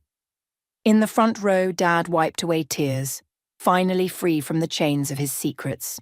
The bonfire crackled in Mary's backyard as I tossed the last red envelope into the flames. Dad stood beside me watching the paper curl and blacken. "Never did read what was in them," he said quietly. "You didn't need to." I leaned against his shoulder. "You chose truth on your own." The wedding reception was still going strong inside, but we'd slipped away for this private moment. Wyatt understood. He always did. "The SEC wants me to testify," Dad said, watching the flames, "about Solstice's pattern with other companies. I heard. Zane told me they found 5 other CEOs she'd blackmailed. 6, actually." He smiled grimly. "They found another one this morning. She's going away for a long time." The back door opened and Zane emerged with 3 glasses of champagne. "Mom's favourite," he said, handing them around. "Remember how she used to say we should always face hard times with bubbles? Because the bubbles remind us that everything rises eventually," I quoted, raising my glass. "To Mom." "To Mom," they echoed. "I visited her grave yesterday," Zane said. "Left her favourite sunflowers." "I know," I smiled. "I saw them when I went this morning." Dad cleared his throat. "The company board meets tomorrow. They'll probably ask for my resignation." "Probably," Zane agreed. "But the truth is worth it, right? Worth everything." Dad pulled out his phone, showed us the screen. "Look what Mary found in your mother's old papers." It was a letter dated just before Mom died. In it, she'd written about her suspicions regarding the company's finances, but more importantly about her faith that Dad would do the right thing when the time came. "She believed in you," I said softly. "Even then." I let her down for a while. Dad's voice was rough. "Let you both down, but I'm going to spend the rest of my life making up for it." The back door opened again. This time it was Rhea, grinning mischievously. "You guys need to come see this. Someone sent Solstice's greatest hits to the local news. They're running a special report on corporate blackmail." We hurried inside just in time to see Solstice's mugshot flash across Mary's TV screen. The reporter was detailing her history of targeting vulnerable companies and executives. "Who leaked it?" I asked, though I had a pretty good idea. Rhea's grin widened. "Let's just say Mary had copies of everything your mom saved, and she knows people at every news station in town." "That's my girl," Dad laughed, surprising us all. "Caroline would be proud." The door chimed and Wyatt went to answer it. He came back with a courier envelope. "Special delivery for the bride." Inside was a letter from the district attorney's office. I read it aloud. "In light of Mr. Kennedy's voluntary disclosure and cooperation, we are recommending minimal penalties." "They're going easy on you?" Zane asked Dad. "Not easy, just fair." Dad took the letter, read it himself. "Community service, financial penalties, some restrictions on future business dealings, but no jail time." "Because you chose to come forward," Mary said from the doorway. "Because you chose your family over fear." The news report continued. showing Solstice being led away in handcuffs. The reporter mentioned that more victims were coming forward every hour. "Turn it off," I said. "This is supposed to be a wedding reception." Wyatt obliged, then pulled me onto the dance floor where other couples were swaying to the music. Over his shoulder, I watched Dad ask Mary to dance, saw Zane and Rhea joining them. "Happy?" Wyatt asked. "More than." I kissed him softly. "Thank you for standing by me through all of this." "Always will." He spun me gently. "Though I have to admit, when you first told me about the red envelope plan, I thought you were crazy. Sometimes crazy works." I glanced at Dad, saw him laughing at something Mary said. Sometimes it's exactly what people need to find their way back to themselves. The music shifted to Mum's favourite song. Dad caught my eye across the room, smiled through his tears. "May I cut in?" he asked Wyatt. "I believe I owe my daughter a proper father-daughter dance." As we danced, I realised something. The red envelopes had never really been about revenge. They'd been about hope. Hope that given the choice between truth and lies, between love and fear, people would choose right. "I love you, Dad," I said. "I love you too, sweetheart." He held me closer. "Thank you for not giving up on me." Outside, the bonfire consumed the last of the red envelopes. Their purpose served not by what they contained, but by what they represented. The power of truth to set us free.